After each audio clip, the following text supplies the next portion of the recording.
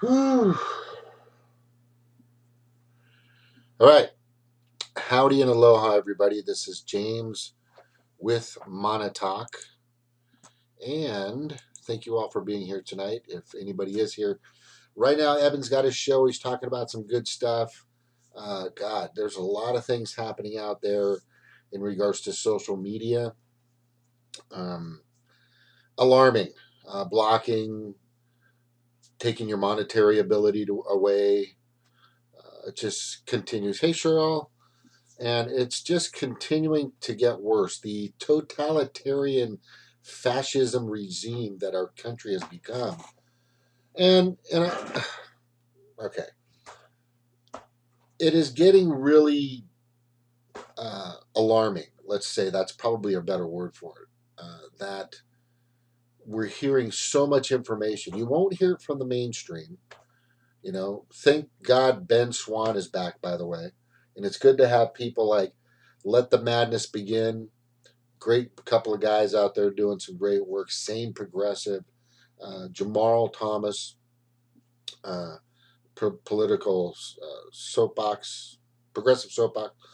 Uh, Holly Seeliger, just great to listen to. She's got some good information. A secular talk, I like him. And Mike from the Humanist Report, great stuff. And of course, Jimmy Dore and some bigger players out there.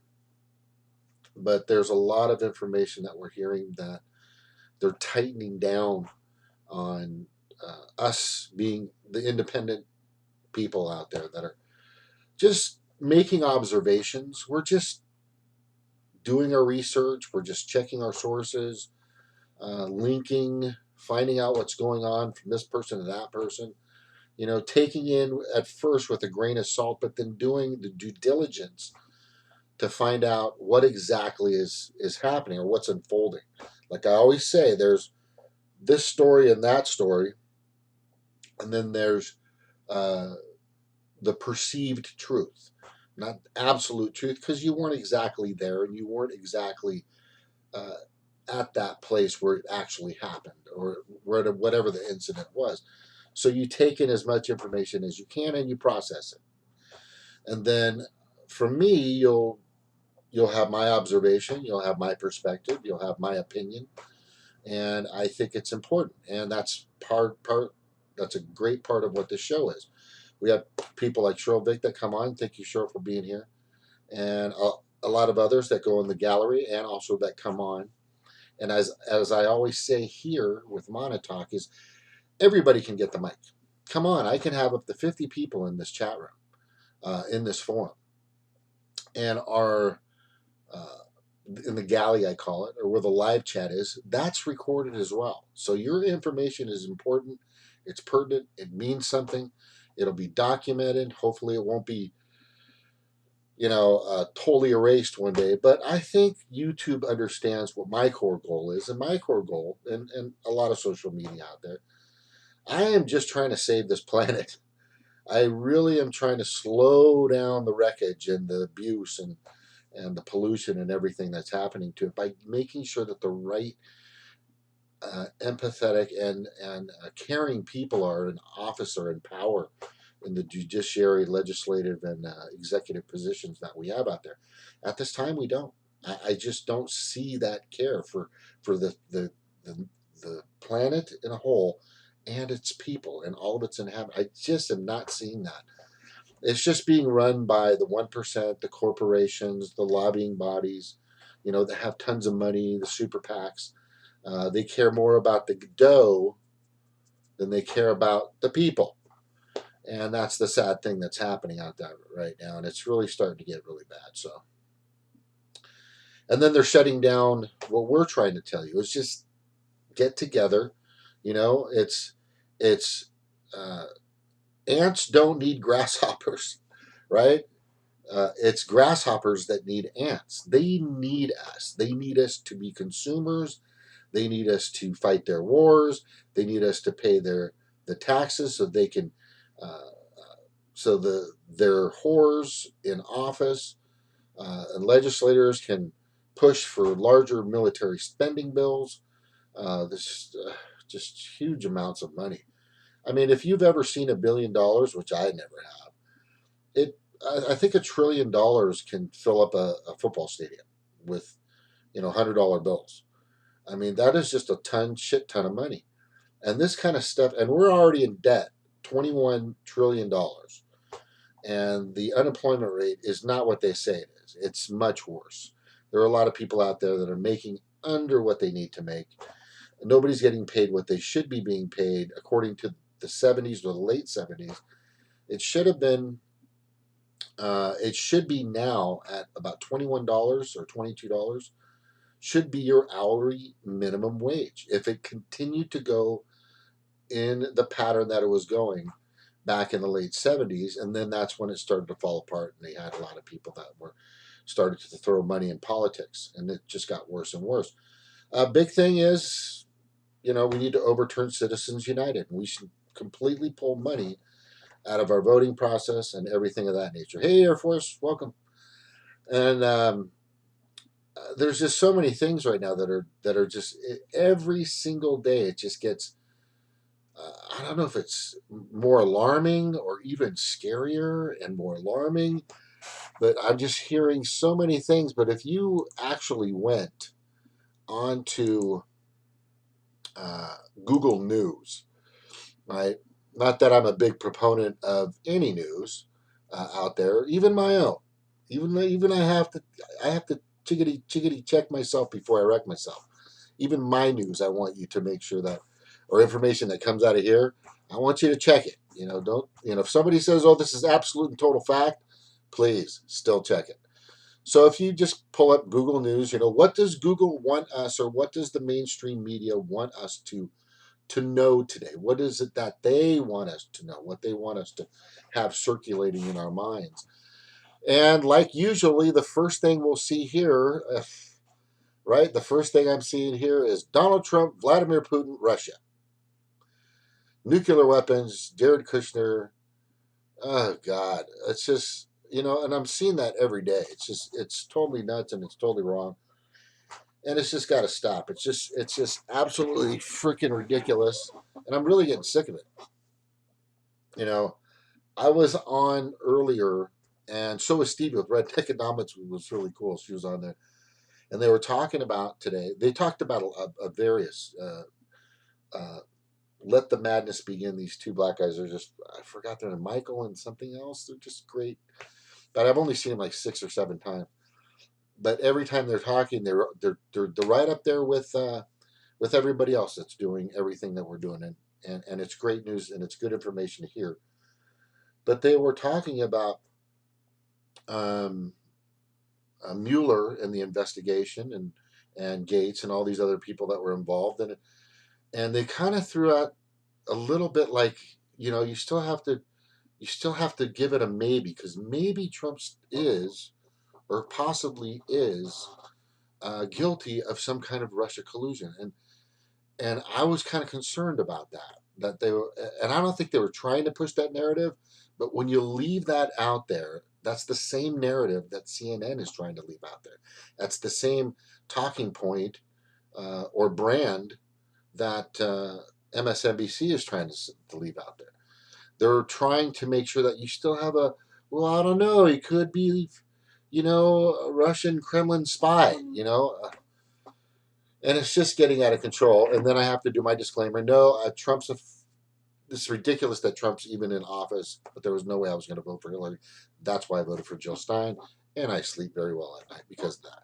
No, and when I hear people, this is what gets me the most. When I hear people, wouldn't you rather have Hillary in office by now? No, you still would have had a majority in the House and the majority in the Senate of Republicans for sure, and then she would get nothing. She would be passing and doing, I'd say, at least 85 to 90% of what Trump's already doing. She would still be funding the Saudis with billions of dollars for their war, to create and start and orchestrate wars all over the Middle East. She would still be going after fracking. She would still be okay with private prisons. She would not be pushing $15 an hour. She would stay at 12 and you might get 11 and a half. There's a lot of things that she was going to do that were just that Trump is still doing. Okay, but anyway, I mean, you guys have heard all this stuff. You guys have heard a lot of information, but the biggest thing right now that I'm hearing out there, and I'm really concerned, is that they're really starting to try to push us out, try to force us out. Evan's kind of talking that right now with Gardner. They're trying to force out and move out chosen, and I believe this is it's a perspective, it's an observation, but I think they're trying to get rid of um, who they want to get rid of. I think they're trying to force out or away or in other areas because there's billions and billions and billions of people that go on to Facebook, and a lot of and they've drowned me out. I have supposedly have 4,770 something Facebook friends, right? But when I send something out, when I used to send something out to my, I don't know, 3,000 or 2,000 or whatever, everybody would see it or respond.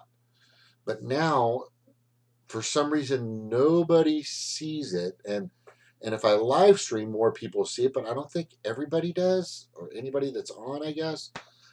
Um, they're just they're cutting it down. You have to start paying more.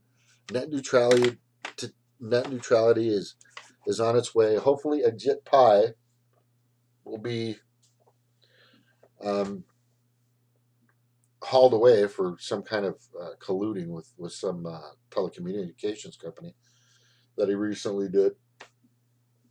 Anyway, so that is the big thing right now is they're pushing us to other platforms. So okay, let's just say that I've been posting and a lot of this information that what you're seeing pops right up on Twitter.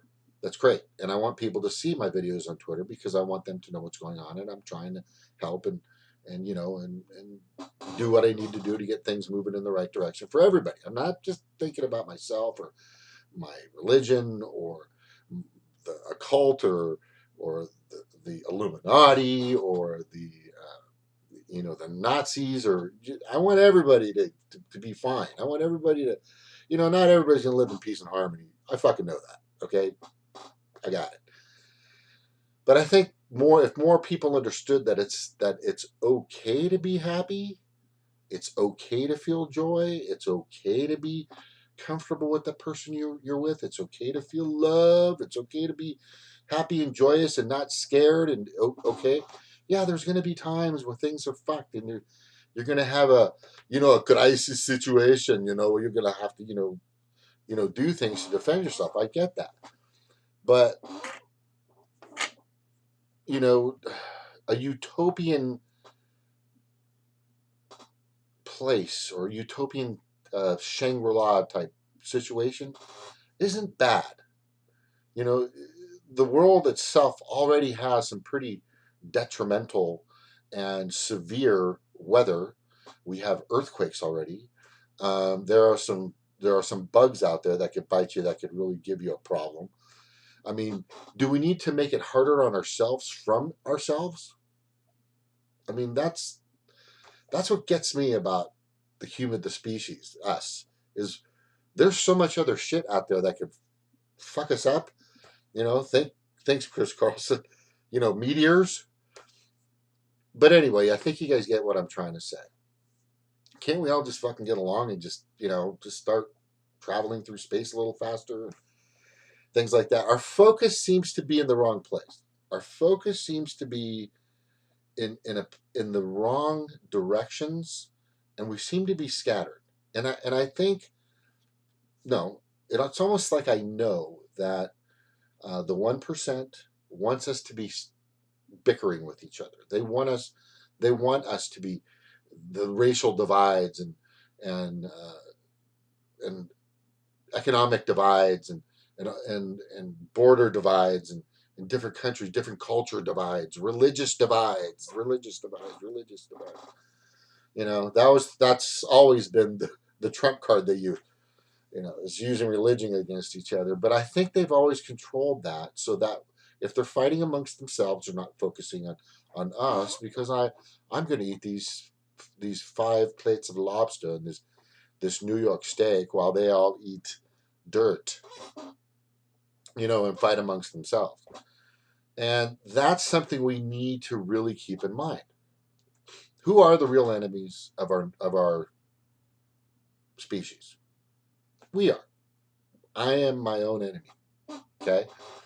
Not to get too deep here, but what I'm kind of getting to is we need to, band together a little more, whether we're Republican or Democrat or Libertarian or Green Party or whatever, and start to find out what would make us and our livelihood better. Would it be universal health care? Of course it would. Would it be infrastructure, fixing our roads and our bridges? Of course it would. Would it be a higher minimum wage? Of course it would. Would it be UBI for some places in some states in the future that will have a lot of automation and not too many jobs? Of course it would. Would it be free college or daycare for moms and dads? To get there so they can do certain jobs and go out there and do what they need to do to take care of their families, and then all the way up, to a free community college so you can get your degree, so you can be a little smarter, so you can have a college degree. And a college degree, uh, right now, doesn't get people that much, but it's just one of the best notches you can have on your belt. It's one of the best. I don't know that, but in any case, I am saying that there are a lot of things that we should be all focusing on. You know, better gun safety measures for handlers of guns or people with guns. Just registrations. That's all I'm mentioning. Registration. Just making sure that you're fully and totally responsible for that gun, just like you would be fully and totally responsible for that car. But you can't just jump in a car at the age of 4 or 5 years old and go drive a car. It's not going to happen, but I think it has. But you can pick up a gun or pull it from underneath a bed or underneath a pillow or stack a couple of boxes and find it on top of a shelf. And with 2.5 pounds of pressure, you can, something bad could happen. But there's so many other things that we need to focus on to fix this country, not just at the city, county, state, and federal level, but the world in itself. And now I'm getting too broad. Sorry. But I just don't think that they want us to unite. I just don't believe they want us to be cohesive. I just don't think they ever want us all paddling in the same or marching or gathering in the same place. Do you know how scary it would be if we all dropped our egos, if we all dropped our pride, if we all dropped our bigotry, if we all dropped our hate and our racism, and decided at some point that we could actually come together for common reasons? I just want to I just want to provide for my family.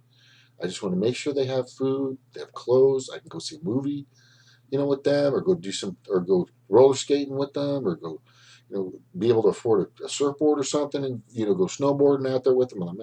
And doing stuff with my family instead of having to worry about, where I'm going to be able to get my teeth fixed, or where I'm going to be able to get, this health care that I need, or something fixed on my body, or who knows, for not just me, but for my kids, and all these other things we have to worry about instead of worrying about what we should be worrying about.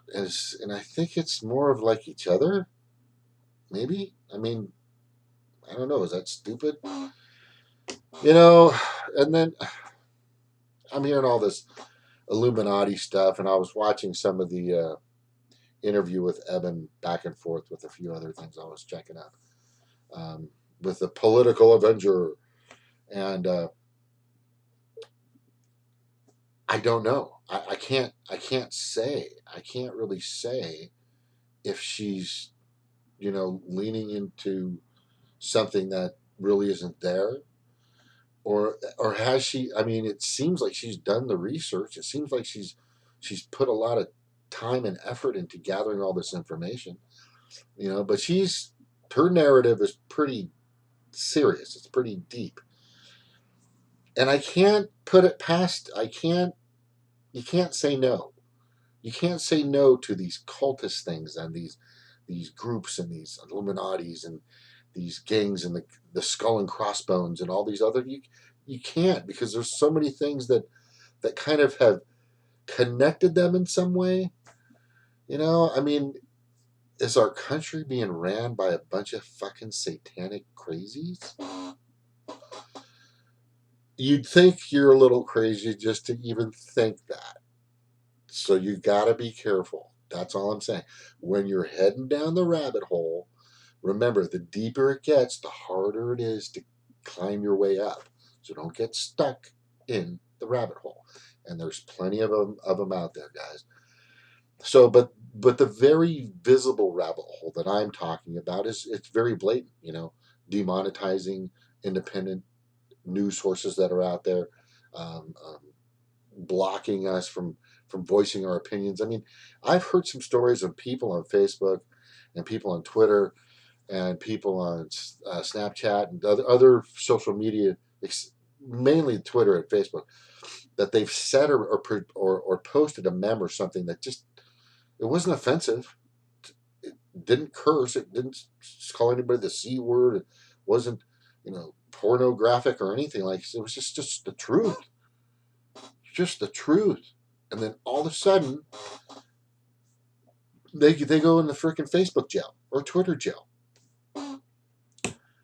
And I'm not sure it's an algorithm. I know people want to say it's an algorithm, but to be able to detect something like that, I think there's people out there kind of watching stuff. There's got to be somebody that they're just flipping through stuff, and they go, oh, wait, back up. That doesn't jibe with what the mainstream media wants us to project. You get it? So we're still being controlled. We're still being led. We're still being manipulated.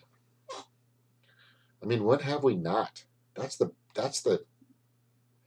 most important part of my point is, when in time have the lesser or the pence or the paupers or the slaves or the commoners, or in this day the voting republic or the 99%, when have they not been manipulated and controlled by mass marketing and mass media? When have they not? I mean, this is, like I've said, it's gone back to Egyptian days, thousands and thousands of years ago, that this kind of manipulation has been happening for a long time. Hence, religion. One of the best ways to control you. Sorry, it's the best. Greatest marketing scheme ever created on the planet. Now, I'm an agnostic. And the reason why I say I'm an agnostic, I'm not a full atheist. Because I'm that guy that I don't know. I don't know if maybe there is some almighty thing that exists that creates all these universes, or some scientist that has, that's ethereal light being that creates all this stuff. Who fucking knows? I can't be that person that says, it's just some man in the sky and Jesus, some guy that was here, lived and died and lived and came back, and then he was with some prostitute chick and used to break bread on the ground, but now all his people are just living in giant churches and making millions of dollars off the suffering of others. Anyway, yeah, it just doesn't work. So I don't know, and until I know, and I don't think I don't know if anybody really knows. If you try to go to where it ends and how it actually all came about, would it end? I know, take a bong toke. Would it end? I think infinity exists because infinity exists. And don't even worry about it. That's not what's important right now. What's important is now finding a way so we can put the people that we know that actually give a shit, that care, that aren't controlled by corporations, they're not controlled by lobbying bodies, they're not controlled by super PACs, people that want to work for you and do your bidding, right? And that's why I went green. Ta-da! Yeah, good pitch, huh? I mean, it's real though. I mean, if you've been to a Green Party meeting, you got to go. I mean, the intelligence level at these, I'm intimidated. But when I go to a Democratic Party, and I used to go to Republican parties back in the day when I was a Republican, I was surrounded by the dumbest fucking people. In the Democratic Party, I thought that was pretty smarter, but as I look back, a lot of them were pretty fucking stupid. I'm not saying stupid. I'm just saying naive or misinformed. Okay, when I say Dumbocrats, I mean the supposed leaders. When I say Republicans, I mean the supposed leaders, the legislators, the judiciaries. I'm not talking about the voting republic. You guys are just the product of what the mass media imprints on you. You know, that's all. Anyway, I think that pretty much ends my monologue. Something to listen and learn by. And why is my screen so small? I can't even read. Dang nabbit! I gotta get my fucking glasses on, man. Okay. All right. Oh shit! Why is it backwards? Is it fucking backwards? What is going on here? That is so strange. No, it's not. So in the I flipped it. Holy crap! That is so weird. Shit. 90 degrees. Oh, wrong one. Fuck. Or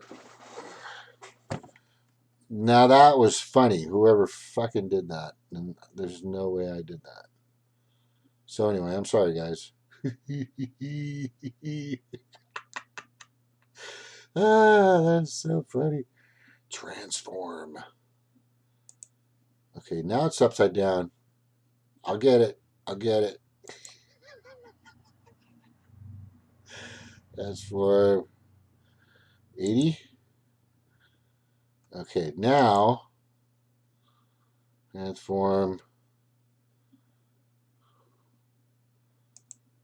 There it is. Bidding. Wow, didn't even notice it. It's kind of cool. So all my stuff's fogging up. Anyway, thank you all for listening. Let's go ahead and open this up and see if anybody wants to chime in or come by.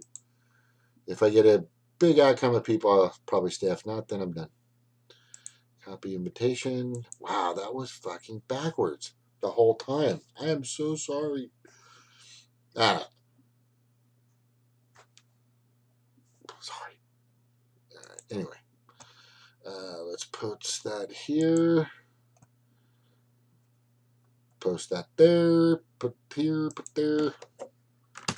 Put that on there, like that, like this, and like that. Go to the messages. Put that here. Oh, Evan. Oh, let me see. I think I can put Evan up here. He's been on for a long time.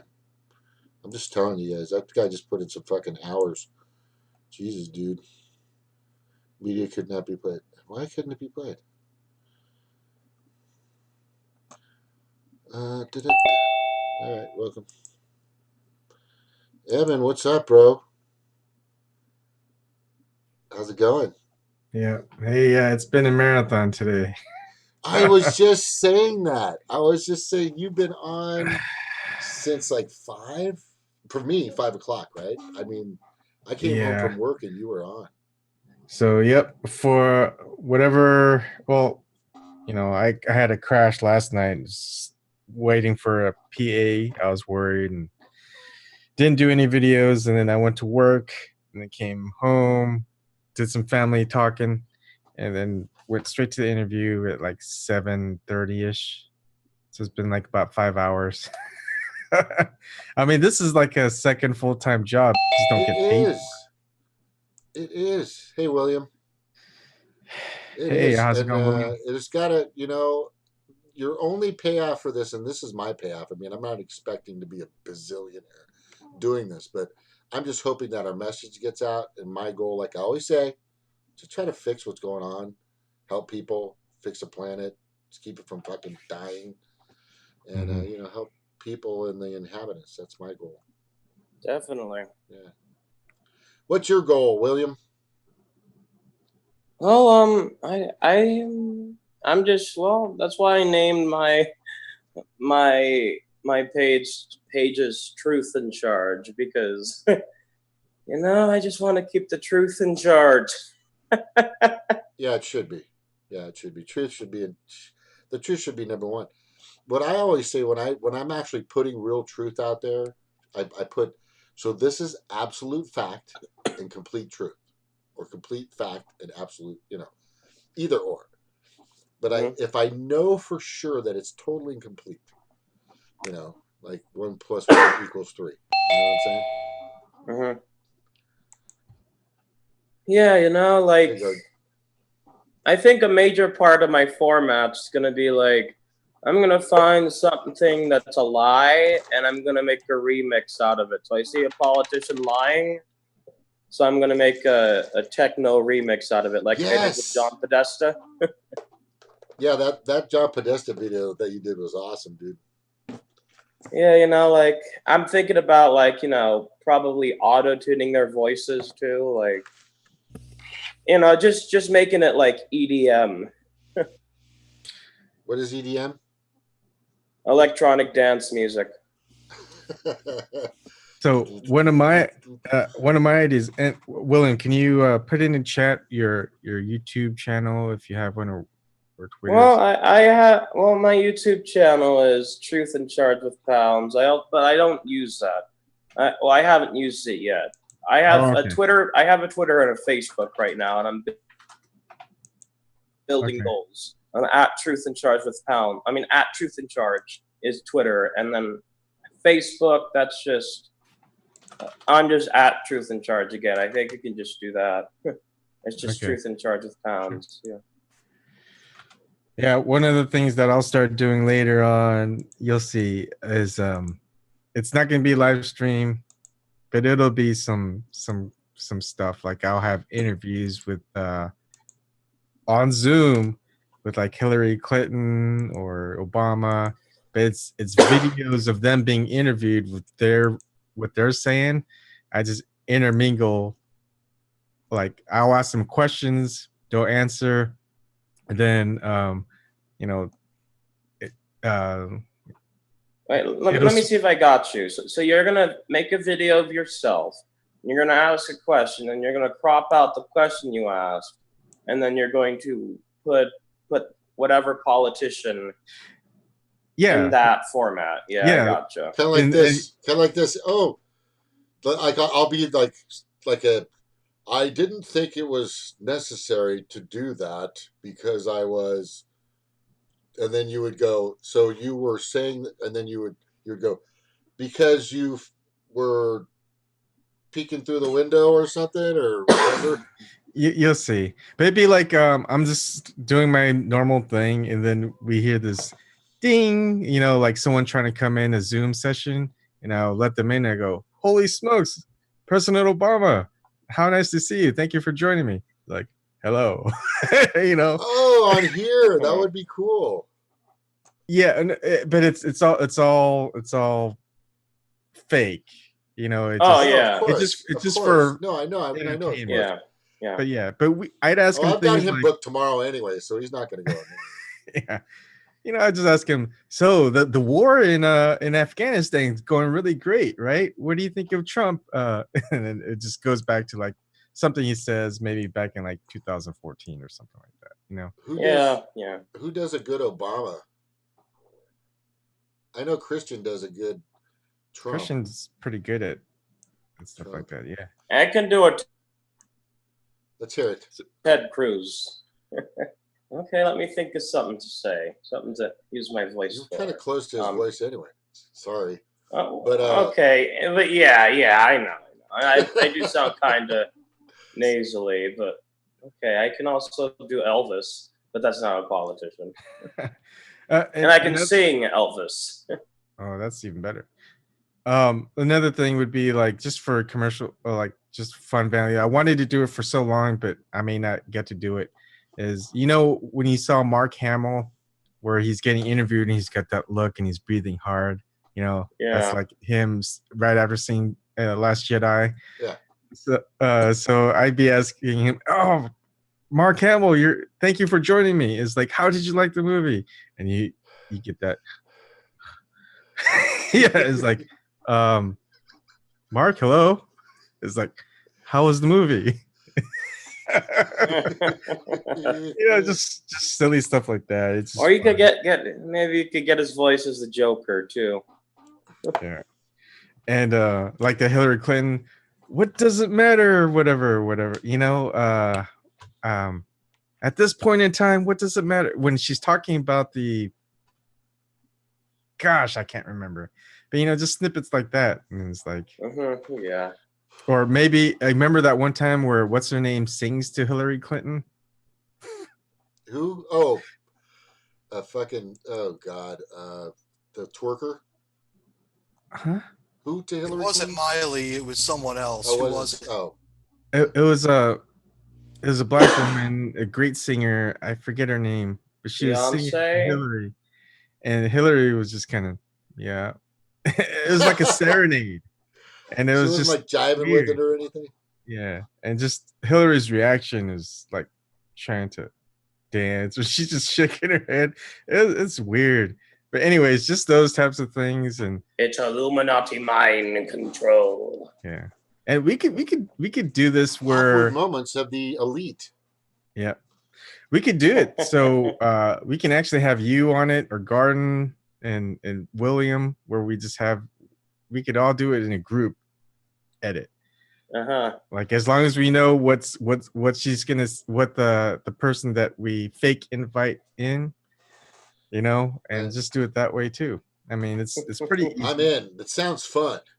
Yeah, it does sound fun. You do it like once a week, like a Saturday Night Live-esque thing. I don't know.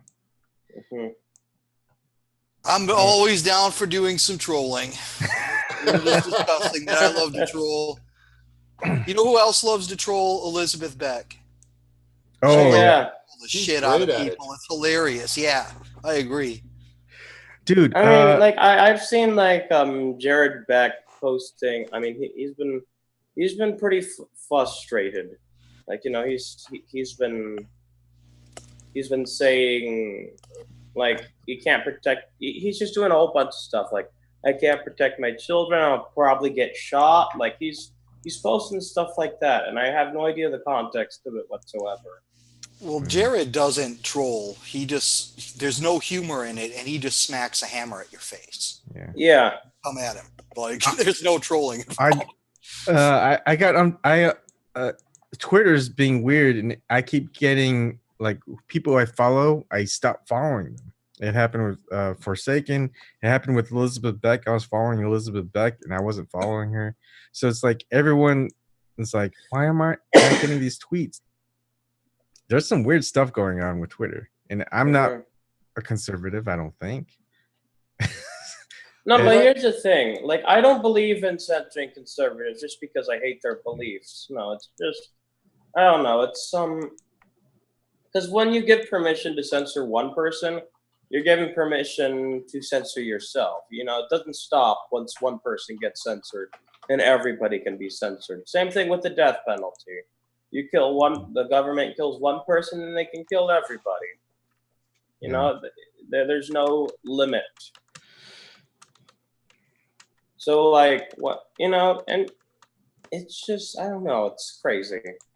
But yeah, I don't believe in censoring conservatives just because I hate their beliefs. That, because what if somebody believes in censoring me and they hate my beliefs? You know, it gets to that point. You can't get to the point where only certain people have those rights for certain corporations these days, I guess. I mean, like Medium's been censoring alt-right people. and Abby Martin spoke out against it, and I thought that was cool. I mean, what we're seeing reflected here is the ideology of power, not the ideology of ethical or moral concepts like they like to present it as being. Oh, we're censoring these people because what they say is hateful. The truth is, you don't give a fuck. Yeah. You don't give a fuck what these people say. Who do you think you're kidding? It's Yeah. not about that to you. You know, it's about expanding your sphere of control, the amount of money you make, and like maybe cooperating with other agendas that are out there. But that's what we're talking about here. It's a power ideology. It's not about ethics, morality, making society better, whatever. I mean, like Tim Black was kind of getting into that That's too. Like, pretty spot on, by the way. Thanks, Garden. That was good stuff. Power ideology. My friend Tim Black, you know, he was talking about Alex Jones Infowars might being kicked off of YouTube. And, you know, like Tim Black was going into it like, Alex Jones is old crazy. He's not new crazy. And, you know, and then like, you know, Tim says he wants to know that Alex is there. Tim doesn't watch Infowars, but, you know, he says he wants to know Alex is there because he can think to himself, no matter how bad I get, I know I'm not Alex Jones. I think it's gonna have a reverse effect. I mean, just like gun control, this whole debate with the left, or I wouldn't say the left, the ones in control, wanting gun control. It's like number of guns gone up, number of NRA memberships, and the amount they get has gone up. Just like if they do this for the censorship of, I guess you could say the ones that they want censored, their numbers are just going to go up. Their viewerships are going to go up. They're going to be like, just more people. It's almost like a spite thing. Hey, you want to tell us who to watch? Well, we're going to watch them, right? Yeah, it's like you're telling your kid at the age of 14, do not fucking try pot, right? And then the next thing you know, he comes in and he just reeks like fucking skunk. Well, knowing that, we also have to be aware of that these people aren't idiots either. They have some of the best trained sociologists and psychologists in the world on their fucking payroll. Yeah. So what they'll do is they'll use those principles against us in order to hurt us in a specific direction. Like they will, and this is a very simple version of it. There are very complex versions of the strategy. But what you do is like, you know, don't smoke pot, but secretly, you know, you want your kid to go out and start buying bags for you. So, like, you tell them not to smoke pot, knowing that they'll go out, start buying bags, and then when they come home with it, like, you know, you can take it away from them and smoke it yourself. I know, but like, that's the way these people think. Like, so they'll, you know, try to use this double bluff strategy on you, where no, but they really want you to do it. Like, they really want you to turn into more extreme content. That way, they have more of an excuse to monitor you. I mean, yeah, and then there's also the there was this how do I put it? Okay, so like here in I have a Republican friend. Okay, let me elaborate on that. I have a Republican friend who's been, you know, he's really big into Republicanism. You know, he I think he met with the Israeli Minister of Defense. So he's that kind of Republican. But he's calling for a march for our lives here in Phoenix, Arizona, and you know, he's a Republican. I'm seeing a lot of Republicans call for gun control, you know, and it's, I don't know, it's just like, I've kind of seen, maybe you guys are right, but I've kind of seen the opposite effect where, like, I'm seeing a lot of Republicans, because Trump is now calling for gun control, they're calling for gun control. And I'm just thinking, we're really going to give this man-child all this control over the firearms of citizens, over the arsenals of citizens. I mean, this man, you know, is trying to do a military parade on the streets, you know, kind of like Hitler did or Kim Jong-un does. You know, it's Yeah, like I've said in the past, whether the left believes that he's a Putin puppet, or if he's the authoritarian, totalitarian person who's gonna, you know, take over our freedoms, then why do you want him to take all your guns?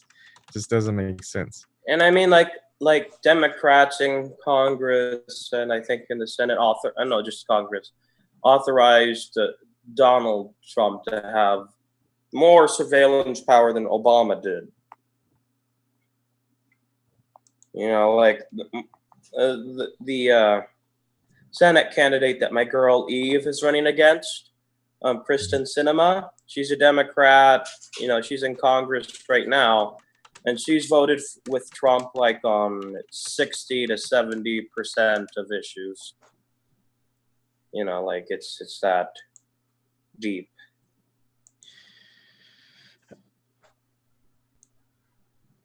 But yeah, you know, like I don't know, it's crazy.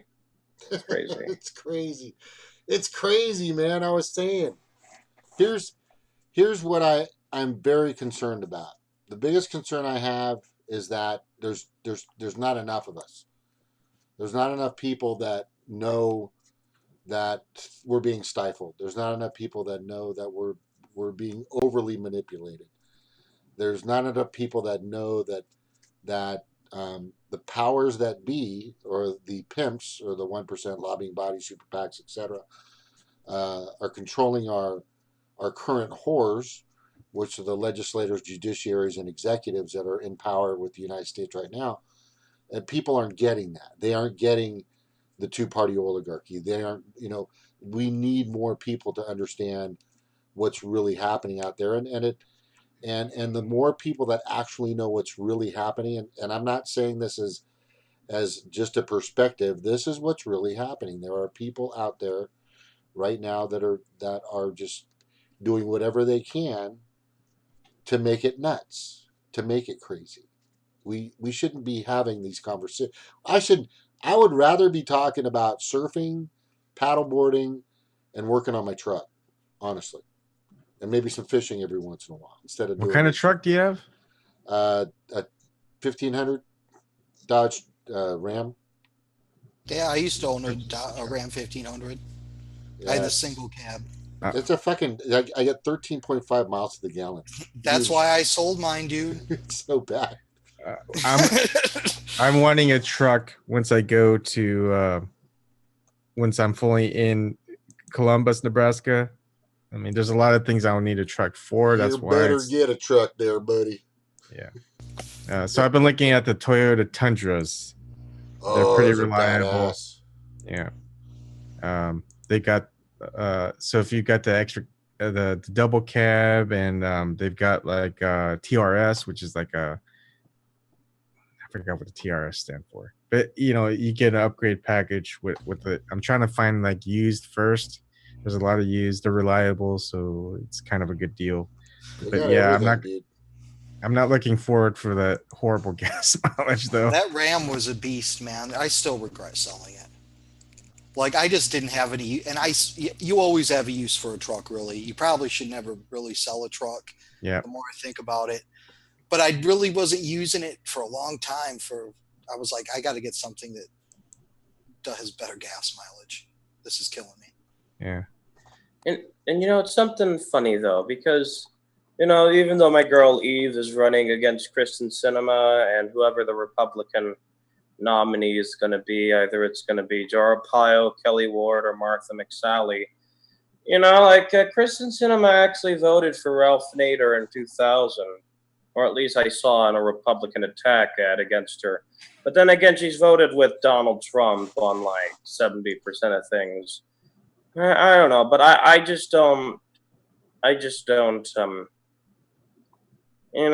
still campaigning for Eve, and I do not want to see any of these two parties take this office. It's just crazy. Well, just to go off your point, James, I mean, as things get worse and people experience more scarcity, illusions will be stripped away. More people will begin to wake up to the fact that, hey, we're getting fucked over constantly from every angle. So as time goes on, and divestment will become more popular again, simply because people don't have any money to spend, and there will be increasing self-reliance. So there are some good things to come out of it. I mean, there's a natural cycle to things, and we're just not at the point where enough people are. I think we're almost at the point. I mean, fucking what? 50% of the country is below the poverty line. Mm-hmm.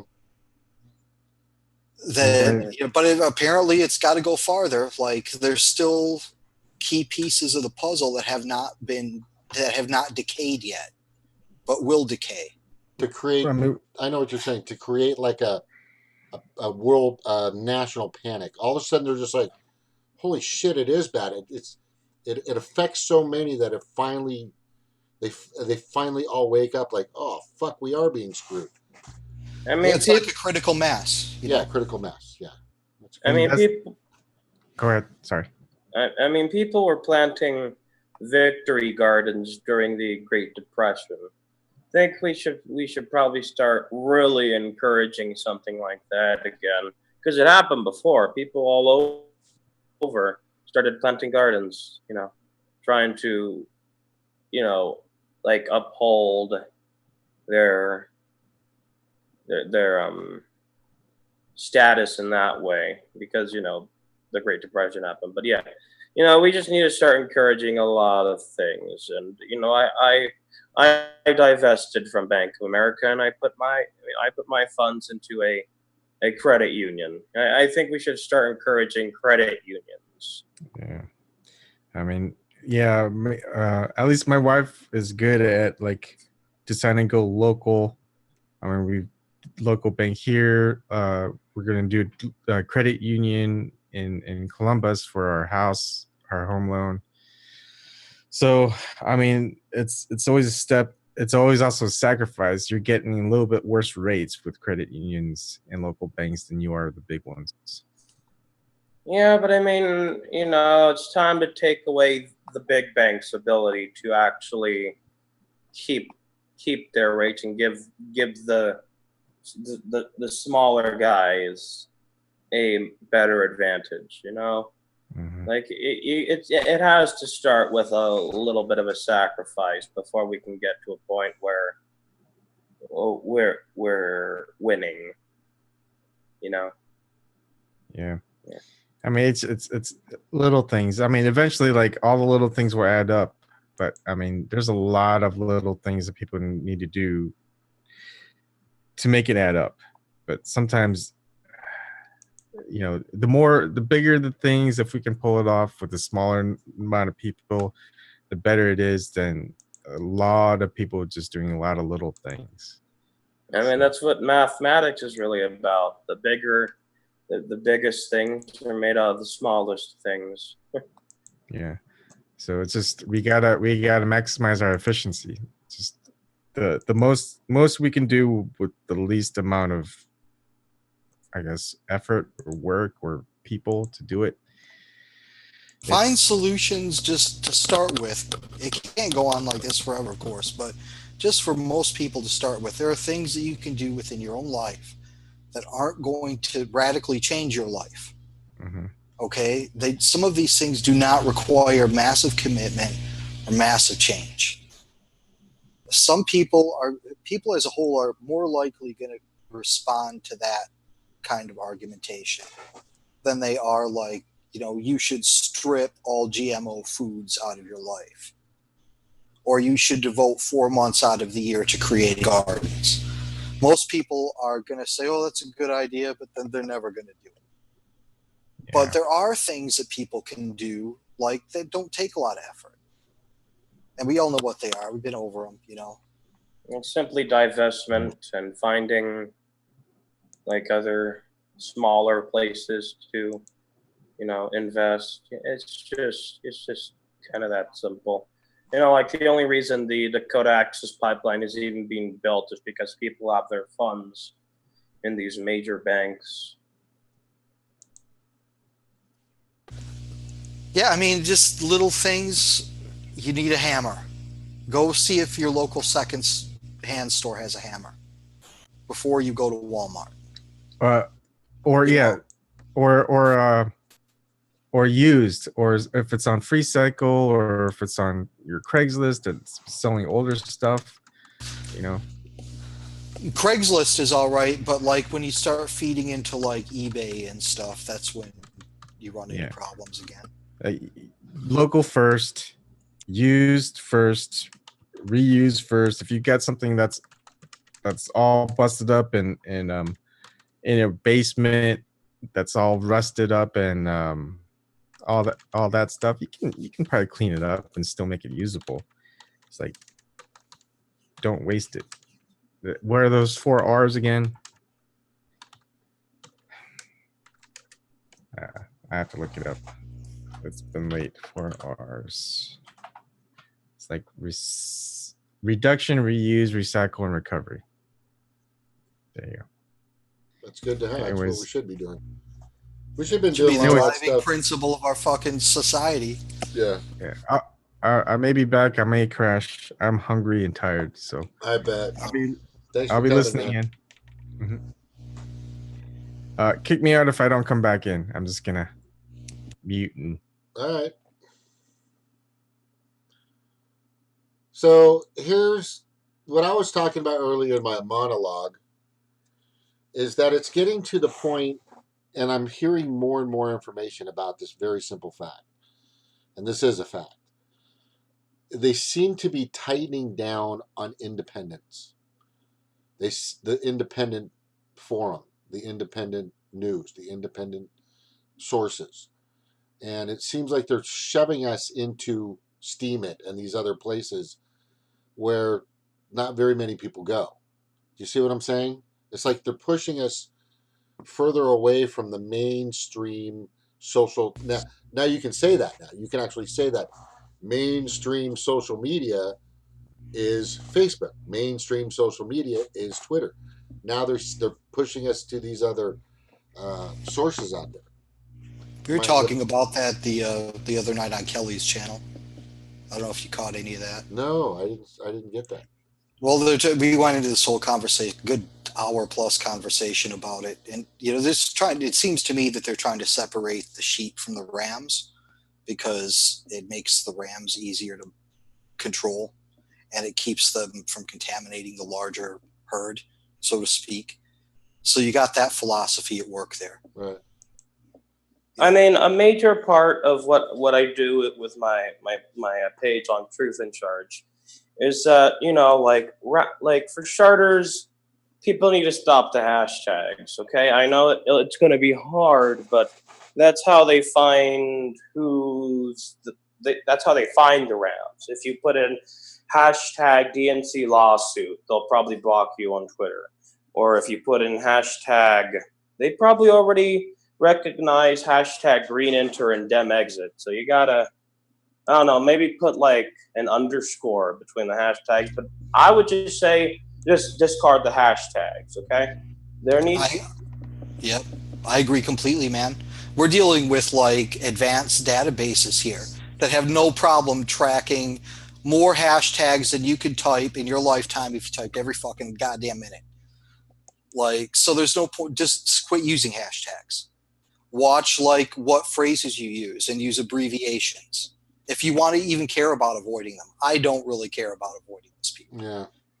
You know, Typically on my page, like I'll just make an entire picture, so like filled with text, so that that they don't like that's what I'm about to do with Twitter. I'm already kind of doing that with my Facebook, but when like with the John Podesta remix that I did, it was I wrote a letter, but it was a picture, okay, and it's very, I don't know. Sometimes I pixelized it in certain areas so that certain text recognizers can't pick it up.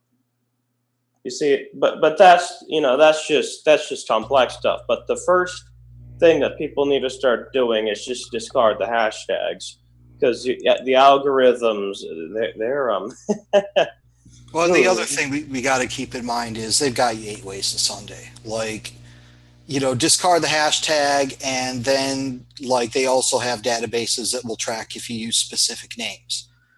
Like, so they've got you in so many vectors that there's no way that you're really going to be able to avoid being lumped in with the quote rams to at least some extent. They might decide to keep you with the sheep if you're pretty mild. If they decide you're a ram, they're going to start booting you off of YouTube and Twitter. How did they know that?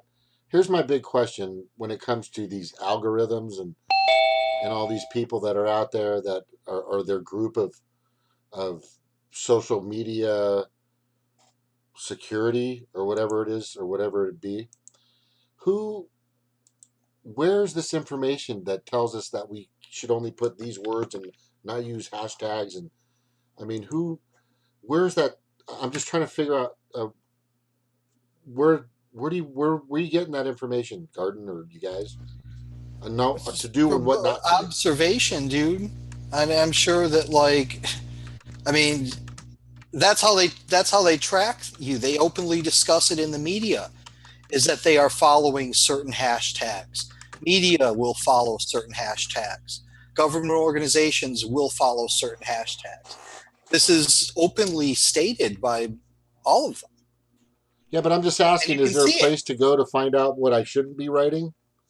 Like I said, dude, like it doesn't matter.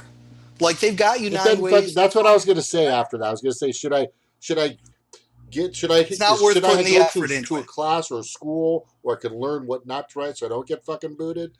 Should I have It's always changing. It's always changing, and it's not worth the effort. It's That's not my fucking. fault. I'm just fuck them. I don't. If they're gonna fucking do it, they'll fucking do it. I'll find another way to get on YouTube. Just say what you want, man. Yeah, that's what everybody has to focus on. If they put you in with the fucking Rams, they kick you off of YouTube or whatever. Like, people have just got to. The environment's changed so quickly for a lot of these people, and it's unfortunate because they started making a living off of YouTube, and they were like, there was good commentary, and they were making a living. They could do it. Now, not so much. Like, you get separated in with the Rams, you're not fucking making a goddamn dime except through Patreon or something. Yeah, like Patreon. Yeah. That's unfortunate. People have to now start using Patreon. Yeah, and then what else do we have to start using besides? That's why Patreon was created, so because of the tyrannical power, or no, that's not a good word. Because of how they started, using these algorithms, how they started to screen and check and just make it so it was just difficult to monetize and to get out your message. So Patreon's started helping. What else? I mean, Kyle Kalinske was like completely dependent on ad revenue, and now he, like, his main source of revenue is Patreon. So like that's just something. Well, and even Patreon's been coming under attack. I mean, I've seen where they were trying to say that some of these, mainstream media places were saying, like, well, Russia was funding these YouTubers through Patreon and, stuff like that. It's like, oh, really? Really? I mean, like, you haven't even, like, completely finished screwing over YouTube yet, and you're already moving on to, like, how to screw over Patreon. So, like, man, it's rough. Especially, like, with, Jamal just now getting booted from live stream. Like, that's serious. I mean, like, he's got, a substantial amount. I mean, when you look at his videos, you see the views and stuff. I mean, it's pretty substantial. But, I mean, like, you compared him to, say, like, TYT or something. Like, why bother going after him? I mean, what is it that's so dangerous that he's saying or so awful that he's doing that now he can't even, like, live stream on YouTube? It's so petty. Yeah, and when was the last time TYT? How often has TYT put out some outrageous video about Russian trolls? Now, it might be they might have a different argument, but Jamal's video was in no way more outrageous than some of these, comments that TYT has made. Just screaming at like the president about like this and that. I mean, it's not like I oppose screaming at Trump, but I'm just saying that there's no reason why Jamarl's video should be booted and demonetized, and then you have an organization like TYT and they don't get the same boot. I mean, do y'all know the specifics behind that? I mean, was there a cause given, or? I'm not exactly sure. I mean, like TYT got like a big investment from like a DNC donor, like a major DNC donor. So, like, of course, they're pushing the RussiaGate bullshit. Like, I mean, I even saw a debate between Kyle Kulinski, well, quote unquote debate between Kyle Kulinski and Shank Uger, and yeah, Shank is he's trying to portray himself as if he's kind of against this narrative, but he's all in for this narrative, okay? You even have, what's her name? Nomiki Kamp? That's her name? Yeah. Yeah. Nomiki Kamp. She, she started talking trash on Lee Camp and Larry King. Really? Saying, yeah, so there's something, I don't know, like, and here's the thing. In Noam Chomsky's Manufacturing Consent, he says that even state-run media, emits more dissent than corporate media. So you have, like Larry King said there was something to, like, when he was talking to somebody from Breitbart, he said there's something to this Russia investigation. I mean, like they've like arrested. I mean, they've indicted. They've got this. Well, it's Michael Flynn to make a plea bargain. That's what Larry King said on RT. So and then you had Tavis Smiley on PBS. Until he got kicked off for some stuff that I still believe that didn't happen. But whatever, I guess that's irrelevant for now. But you see, when it comes down to it, like you have seen people push these, like the corporate media pushes narratives more than state-run media. Okay, like Abby Martin, she fucking went after Putin for something that's going on in Crimea, and she stayed on RT for about a year after that. Okay, so there's just, I don't know, it's just a bunch of it's just nonsense being yeah, I don't know what else to add, but like Noam Chomsky came out against the whole RussiaGate thing too as well. It's a really undeniable the amount of like the influence that Jeffrey Katzenberg and what the hell is it called, Windco or whatever, that investment group had on TYT's coverage. All right. And it's illustrative of larger problems. I mean, when any group gets to be a certain level, whether you're talking about media, whether you're talking about, a political group, whether you're talking about manufacturing or goddamn any near sector of society, when it gets big enough, that's when the sharks start to move in. And the carrot and stick tactics that these sharks apply are effective. They know what buttons to push with you. And they can apply pressures to you that you might not realize are even coming from them. As far as just being in debt, because when you're talking about investment, what you're talking about is going into debt, really. Okay. So TYT is $20 million in debt to Jeffrey Katzenberg and co. That's really a better way to look at it. All right. So I think I've used this example before. Let's say you come to me and you're like, can I borrow $500, man? I'm like, all right, at the end of the week, you got to pay me $550. Comes to the end of the week, and you've got $490 for me. So I can do two things. I can either take you to court over the difference, or I can start giving you other terms. And I can consider things like, have you been playing along so far? Have you been doing things for me throughout the week? Nice things. Like maybe I'll give you a little bit of a break, And maybe if you do good and you end up paying the $550 to me at some point, next time I'll loan you $1,000. So I mean that's how that game works, and it's so obvious. I don't know if you saw TYT's explanation about how they justified taking that 20 million, but they just assume their audience are fucking children, which I guess most of them are.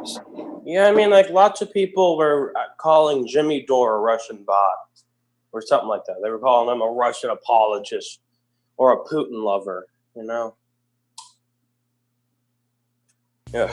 Yeah, it's, these social media wars, a lot of them are distractions. They're interesting to watch because you can see in real time how big players come in and move in on different organizations and political movements when you observe how groups like TYT and other groups develop.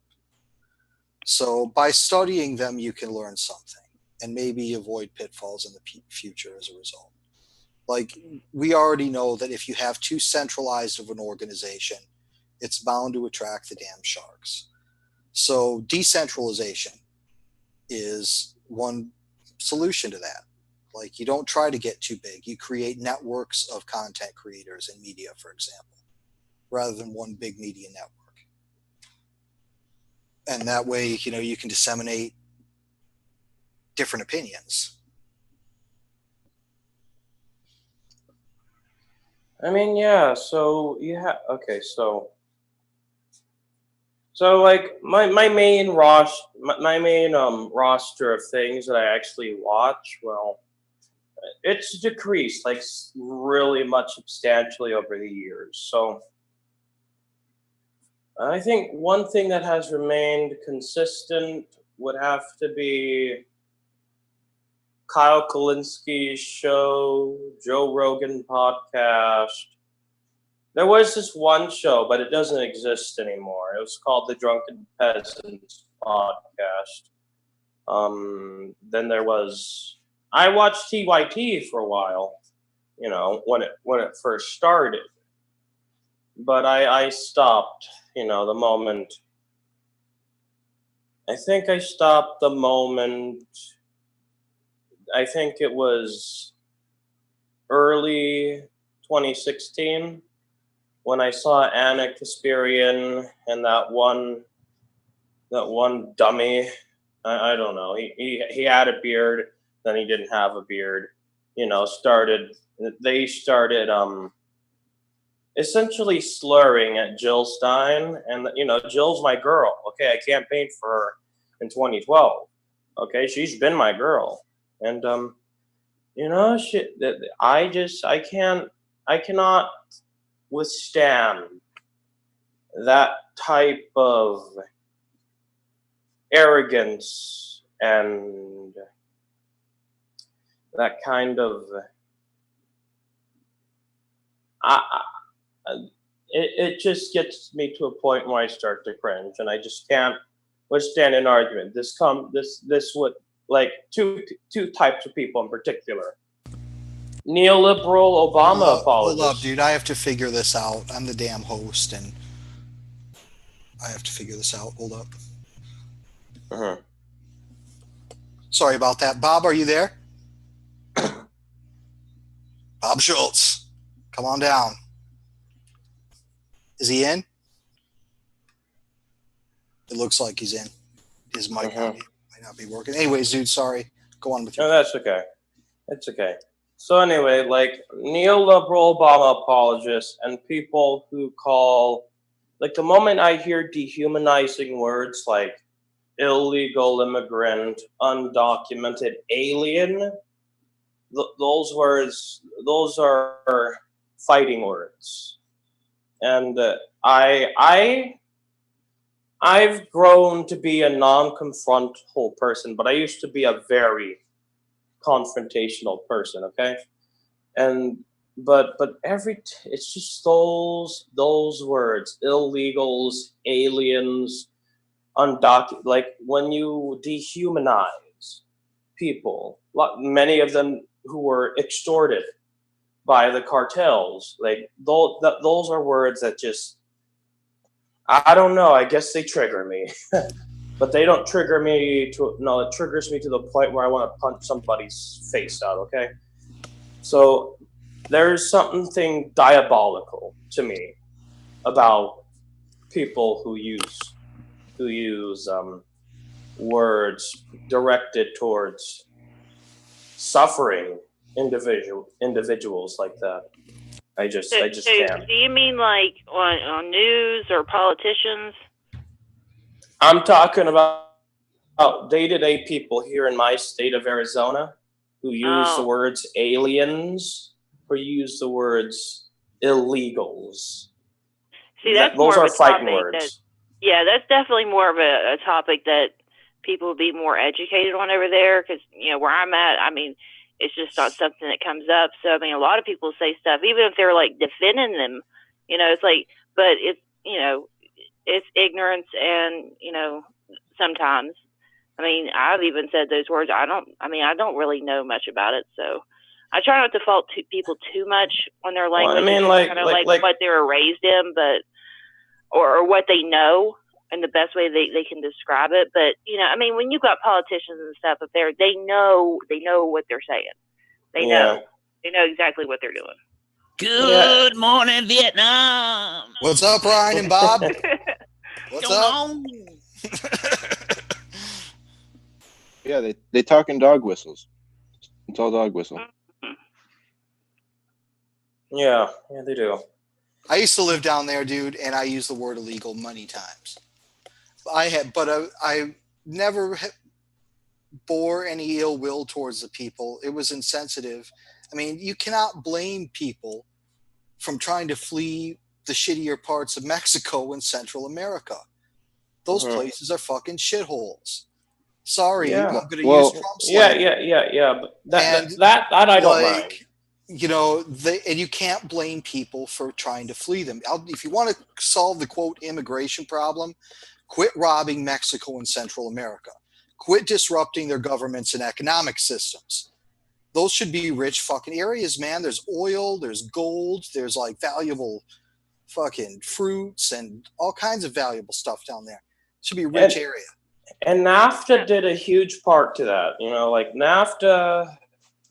Well, when NAFTA came in, there was certain loans that were going to go to oligarchs, basically oligarchs, undeserving oligarchs in Mexico.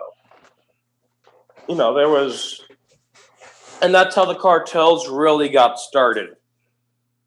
Well, that's the economic model for these countries, is just that you put a few people at the top and let them control the rest of them. Sorry, Bob, you're going to say something?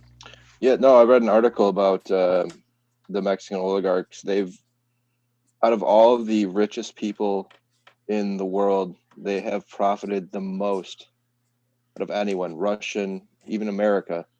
They have their monetary gain has been greater than anywhere else in the world. Is it? Yes, and they terrorize the people to sustain the legitimacy to basically their crown, to their royalty. They've forced teenagers, and they forced preteens over the border, just to really just terrorize, because they don't need to do that, but they want to do that so that they could sustain the fear that they get out of people. They shoot up certain cities, and it's not, like people like to, illustrate Mexico as this, speaking of crime, And it really isn't, but there are certain times where it seems like people are about to revolt and teachers get shot, okay? So like there was a march that teachers were doing in Mexico and then they were massacred.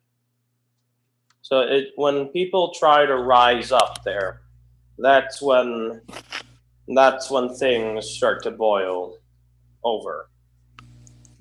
The whole state of Chiapas rose up against the Mexican government. Mhm. Like they full on revolt that happened in the 90s, late 80s, early 90s. It went on Mhm. for like a few years. I mean, it isn't just like these minor revolts. That's why building this wall is such a bad idea. All you're going to do is you're going to strengthen black market elements within Mexico. I mean, parts of Mexico, like you said, are perfectly nice. The parts of Mexico you want to stay away from are Chihuahua, northern Sonora. Like, you don't want to go in those areas. And then when you get way, way south, when you get on the border of Central America, you don't want to go down there either. Mhm. And there's a lot of places, and you don't want to go to Mexico City. There's lots of places you don't want to go. Yeah. Yeah, and it's just I don't know, it's just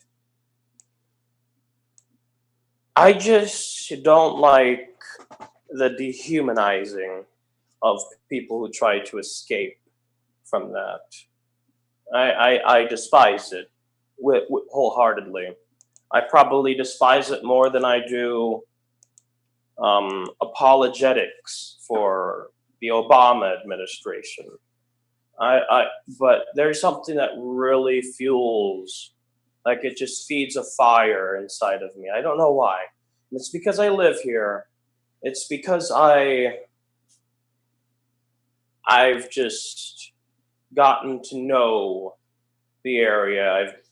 I've met the politicians. I spoke at the state senate. They kicked me out.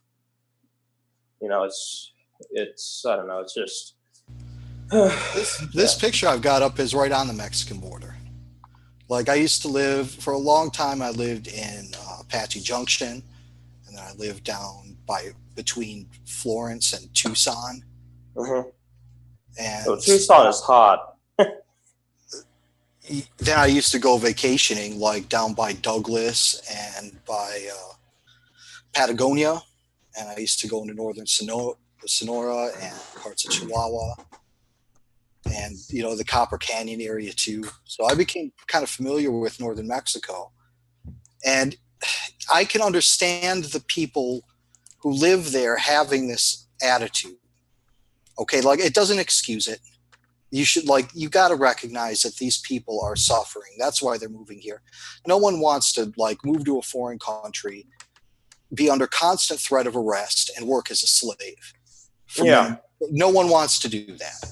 All right. So you can't say, give these fucking people a break. But at the same time, there's a goddamn human trafficking, drug, and gun war going on that border.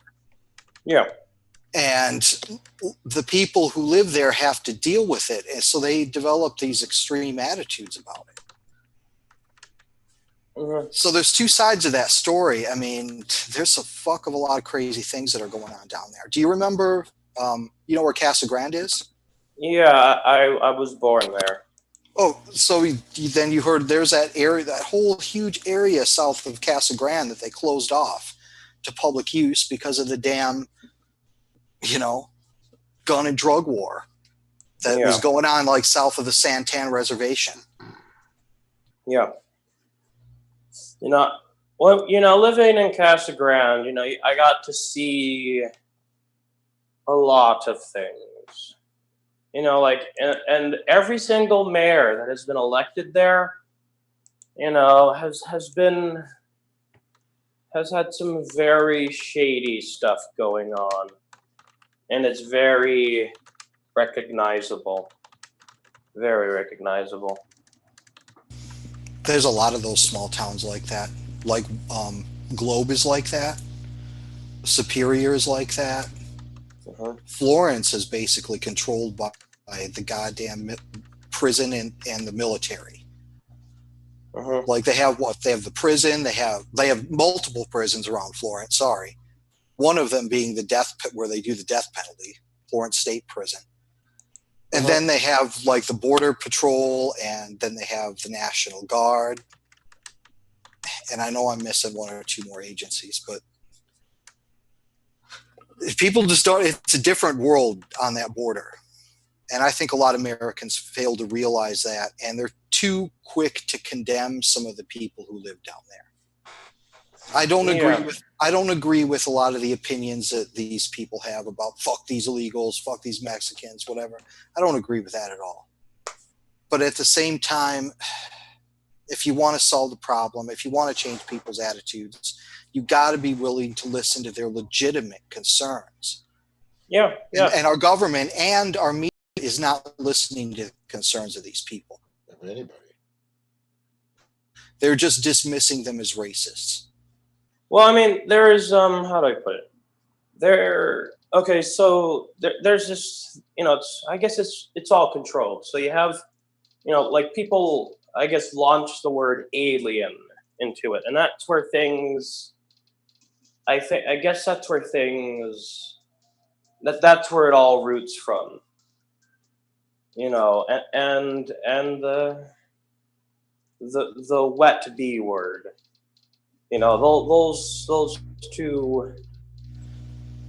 Those two words get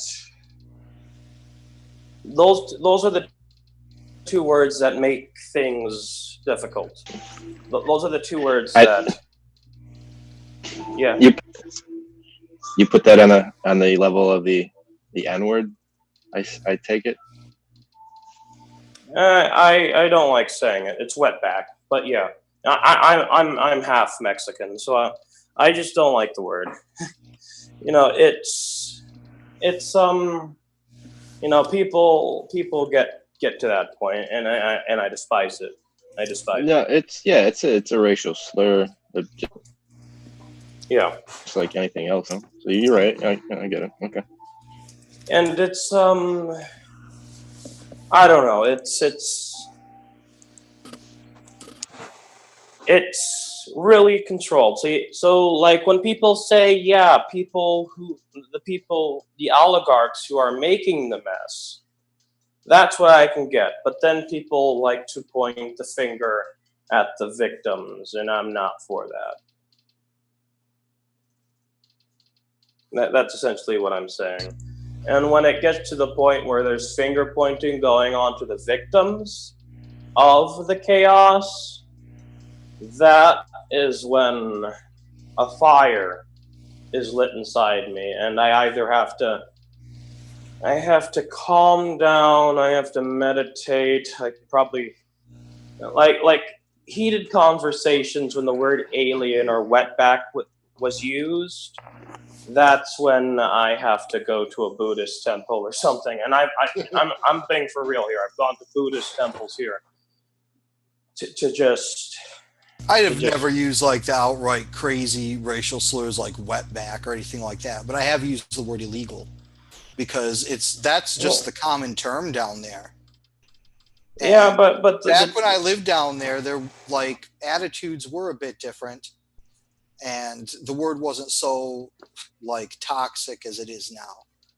I mean, like it was more of a descriptive term than it was a derogatory term. When SB 1070, or when the lead up to SB 1070 started, that's when that would have been I guess that's the time when things got to that point when the word wetback became a slur. The lead up to SB 1070. Wetback was always a slur. It's always been a slur, but not to the point where I actually called it the wet B word. Okay, I actually did that because it's. I would say that wetback is on par with nigger. Yeah, it is. Like I've always found wetback offensive. I find a lot of these terms offensive. But my thing is when I find out that the group that's targeted doesn't like it, Like that's when I will stop. Like illegal. Like it hurts people to think this. I mean, I don't care what I call it. If it hurts your feelings, I'm probably not going to call you it. I don't really care. Uh-huh. You know. Yeah, and that's usually most people's reaction. It's just like, oh shit, I didn't mean to, I didn't mean to be an ass. Like, I'm sorry. Like, what do you prefer? And on that, like, what is the better term that, I mean, like, what, I don't know, that, I mean, I've always heard just illegal immigrant is usually what I've heard. Undocumented. I prefer the term undocumented. Yep. Yeah. All right. Because that's less, that's not something that's going, because that's just true. Okay. That just means we don't know you're here. That's all. And there's when you there's say no connotation towards that at all. I mean, like, it was illegal. The civil rights movement was illegal, quote unquote illegal. Lots of things have been illegal. Escaping slavery was quote unquote illegal. That's just a word that's bound to start a fight. It's the appeal to authority fallacy. That's what it is. And you use that as a way to justify your contempt for the struggle of certain individuals. Well, my concern has always been more about the conditions that cause these problems rather than like the language that comes about as a result of them. Yeah, and I mean, like, I understand the conditions, Again, it's just that when I'm trying to get people to understand that, people get hooked to this idea that people want to come to this country. People want to be intimidated by ICE. People want that. People want to be here in this shithole of a country. That's where, and it's and then then they use the word and then it gets to the term when they say the word illegal, and regardless, things have been illegal, things have been legal. Legality is a matter of power. It's not a matter of justice. It's a matter of power. Who has the power? It's really never been about justice. It's always been about power. Yeah, it's who's making the rules. Exactly. Yeah, so if you're not making the rules and the people that are making the rules don't like it. And so, like, that's what I was saying. It's the appeal to authority fallacy. So one of my least favorite fallacies of all, and I don't like fallacies, but the appeal to authority one. What got me to stop using it was that a friend of mine married a girl from Mexico. And I thought about it after hearing some of these arguments about the use of the word illegal. And I was like, would I call her an illegal to her face? I was like, no, I wouldn't. That'd be completely fucking rude. So, like, I just stopped using it because of that. I was like, what, how would I feel about it? Do I want to insult some stranger, What? No individual can be, because of where you are, does not make you illegal. That's just an insane idea. Yeah, and it's inaccurate. So it's unfair. It's totally unfair. Exactly. Undocumented, fine. Illegal, no. You're a human being. You're on Earth. You can't be anywhere illegally. I don't believe in that. I think that was the official propaganda of the Obama administration. I think we get that, and I just think that those other racial slurs or whatever it is are worse. I was gonna say that in China they call Japanese people Xiao Ribbon.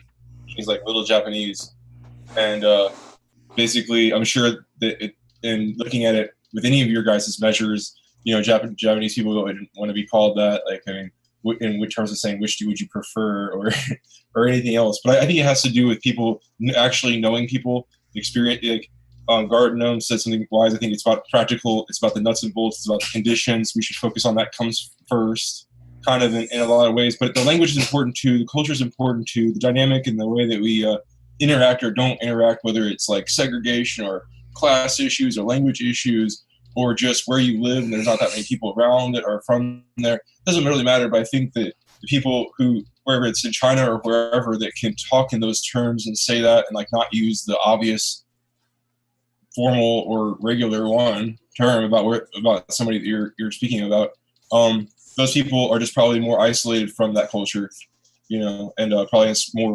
rural people. I'm just generalizing. I'm just saying, if you were just generally, you know, once you make contact with the people and you actually like are in a human environment with them, I think you're the xenophobia. I mean, that's the definition of xenophobia. I mean, I guess it's kind of like facing any phobia, right? Well, again, I mean, Yeah. some of this, you know, everyone assumes because you use an unpopular term that you're somehow xenophobic. Now, I would say using some of the worst racial slurs does indicate that. But I wasn't xenophobic about Latino people. I'd lived around Latino people for years. It was just the fact that I was in a particular culture that found it acceptable. And I maybe never that's thought, because you were around them even. So maybe that's the opposite of what I'm saying. Because, or maybe like, you know, that's some of the reason people use different words is they're like situated really close in proximity to that culture. Or it could just be ignorance. You don't know any better. That's what you've always heard them been called, so that's what you call them. I mean, immigrants. exactly, dude, exactly. The age you're from, the age you are. I mean, immigrants. That's what it was in my case. It was a form of ignorance. Like, I just didn't know. Like, that's what you know, I'd heard other Latinos and Mexicans call each other illegals. I'd heard white people call illegal immigrants or undocumented immigrants illegal. Like, it's just part of the culture. Well, it's the same thing with, you know, a black person calling another black person the N-word, but you know that still doesn't mean that you can say that. Well, of course you know. not. And like I said, like, you know, But you know, there was ignorance. There's a like, difference between ignorance and xenophobia. Was my overall. Well, I think many of the people that get accused with xenophobia are just ignorant. If they were truly like shown, if you like really brought them in a situation where like, you know, racism was like very like meant death for somebody, I think they would change their mind. I mean, you know, immigrants have become a scapegoat. Okay, you know, for economic issues, you're told that you know, the aliens are stealing your jobs. They're doing this and they're doing that. Okay, they're taking your jobs. Yeah, taking your jobs. You know, you're told that, and you know, and I can get the point that it becomes a point of cultural conditioning where you're, you know, when maligning an entire group of people becomes deep set in your mind. It's just for me personally, it's just something that's fuel to set me off. No, I have a powerful skin. I have very thick skin, and it takes a lot to penetrate it. But I think pretty much throughout my entire political discourse, my skin's been penetrated like probably 5-6 times, you know, where I just went completely off and lost all control and discipline. I gotta ask, what were those? What issues or what views that were yelled at you forced you to lose it? Typically, it's the appeal to authority fallacy. It's my least favorite fallacy. I hate it more than any one fallacy. When people say, when people entitle the 1%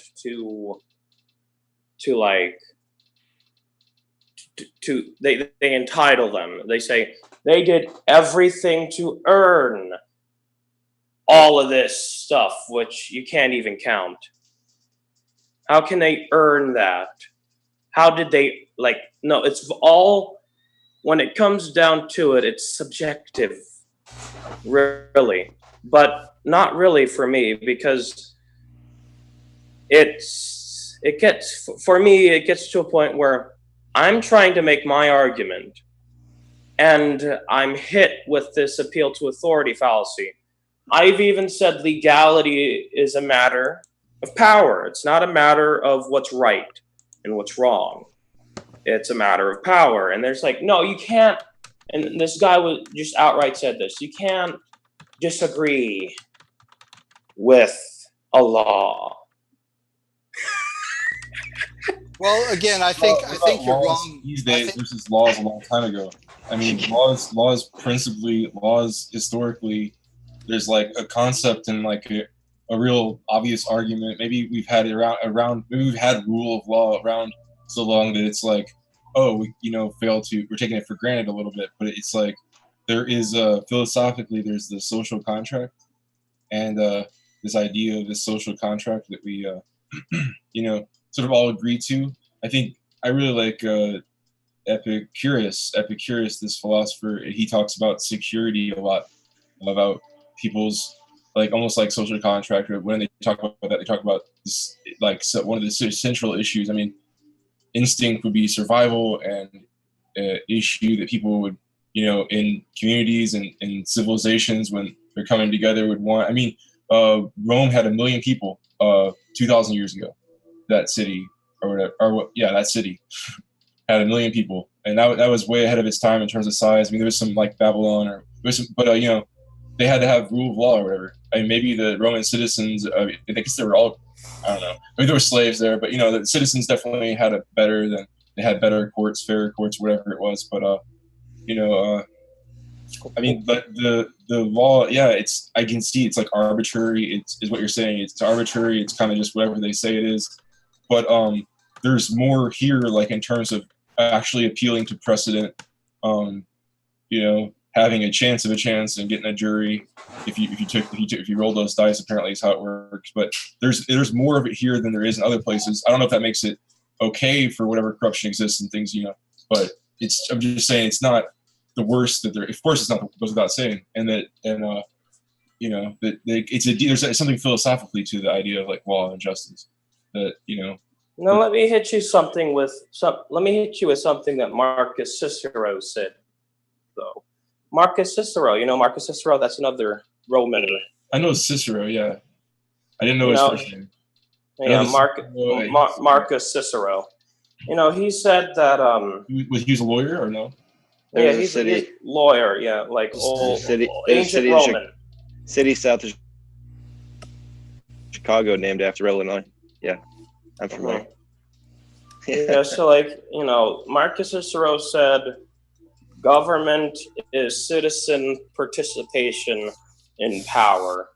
So this isn't, when he was making that argument, he said that, the context of that argument was, he was talking to this one, he was talking to this one person who kept writing on, again, the appeal to authority fallacy, that just once a law is written, that's just divine ruling. That cannot be impeached. That cannot be, it cannot be, really, it just can't be altered. And one thing I think that maybe you should keep in mind that might kind of temper your frustration is that, in fact, a lot of people who use this term or some of these other terms, they're not really making an appeal to authority. They're not making any kind of declarative statement. They're simply parroting the language of their culture. There is no ideology really behind it. There's no xenophobia. There's no hatred of other people. There's no driving ideology. It's just they're absorbed into the local culture, and that's the terminology they use. So they're not trying to justify anything at all. They're just using language that is like offensive. So Cicero's a really brilliant guy, and he said some really clever things, and but he's also known as, at least from one author I read, as being a sophist, and it's related to something. So the government, being a what? People participate in the government. He was known as being a sophist, like someone that just can persuade either way for his or for maybe their party's interest, and they're not really all the way genuine in doing it. What I was going to make a point earlier is about like the idea about between undocumented. Yeah, it's important to get the language right. That is better than immigrant. But are we really satisfied? Are people really satisfied with the language is good enough? I mean, that's what businesses like study, or businesses. People who study business, they study business ethics, and it's like at first glance, it's like, oh, business ethics, learning how, making sure, but it's actually just knowing how to cover their butt and be good legally. So like, which is to be expected, and with all the higher level stuff, but or whatever. But you know, for me personally, though, that's only part of it. And really, you know, being PC, politically correct, is one thing, but really caring about it, about a thing, or about people is another thing. And we can't just stop there. You know, it's not enough just to say nice things about a culture, or just to make sure we use the right term, or make sure like pay it some issue lip service. Like that's not enough. That's the problem with like decades of the Liberal Party or. Well, exactly, and in this specific case, the solution again is to stop inducing capital flight from Central America and from Mexico. That's like what we're really at the core talking about here. If you decrease tensions between the nations and their populations, you know, some of this stuff is going to go away on its own. These attitudes about, oh, these illegals are flooding the country. I mean, all that shit's going to go away. Again, you know, so where do we want to put our energies? Do we want to put our energies in petitioning our local congressperson into making sure that, you know, certain language isn't used? Or do we want to put our energies into making sure our local congressman does not support XYZ company going down and they do the right thing. The company on the fucking border and turning a bunch of people into slaves? I mean, I guess I get what you're saying. I'm just talking about how the conversation divulges into that. You know, it goes under into, okay, like that's because, you know, when it comes down to it, it takes public sentiment.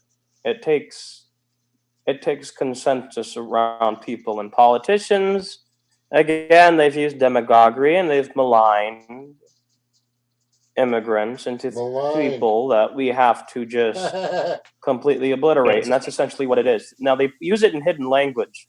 Like even Trump likes to say, we're going to do it humanely. And that's not the case. It's not the case at all. I mean, I like what you're saying, Truth in Charge, about the millionaires talking about what they earned. I mean, something about that, like when you have, you know, billions or billionaires, let's say, or whatever more, or whatever it is, tens of billionaires. So these people, like, they earned all this. Yeah, like that. I think we should be less concerned about these poor, downtrodden people. A lot of times, people who are escaping horrible or, you know, unfortunate conditions and are refugees, and worry less about poor, downtrodden refugees going across the borders, and we need to worry more about the billionaires' money going across the borders to hideouts and not being taxed properly. And you know, basically, that's a distraction from the second thing, you know, or it's not a distraction, but it's convenient that the one issue is the big, you know, when people feel so strongly everywhere about it. Whenever we could all actually come together and feeling strongly about like people should pay their fair share of taxes, and you know. Go ahead, Bob. I know a good way to get rid of that. Every workers owned means of production, problem solved. There you go. Workers will never vote to. I mean, like, give away all the profit to some guy that works at the top of the ladder. It's just, I mean, have you guys ever heard of Mondragon in Spain? It's a $50 billion a year worker co-op. They do everything from make refrigerators to car parts. It's all a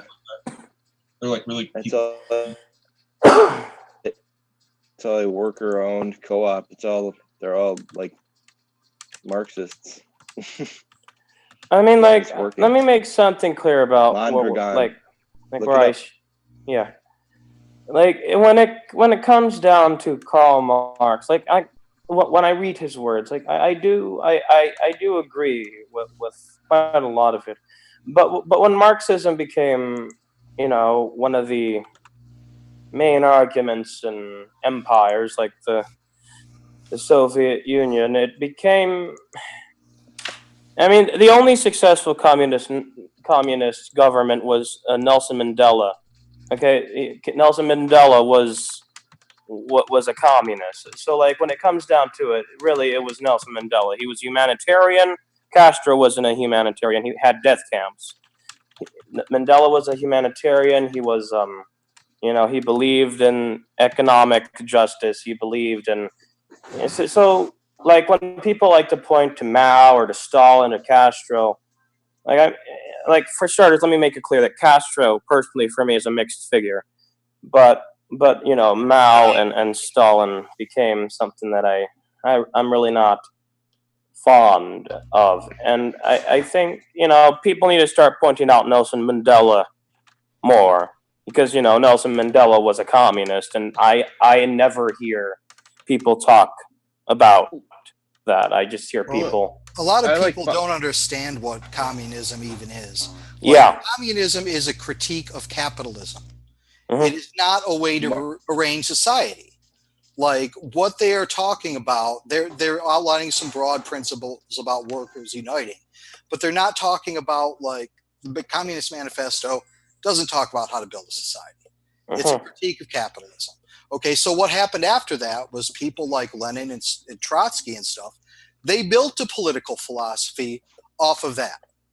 So, like, you're not talking about communism. What you're talking about is Leninism or Stalinism or Trotskyism or Maoism.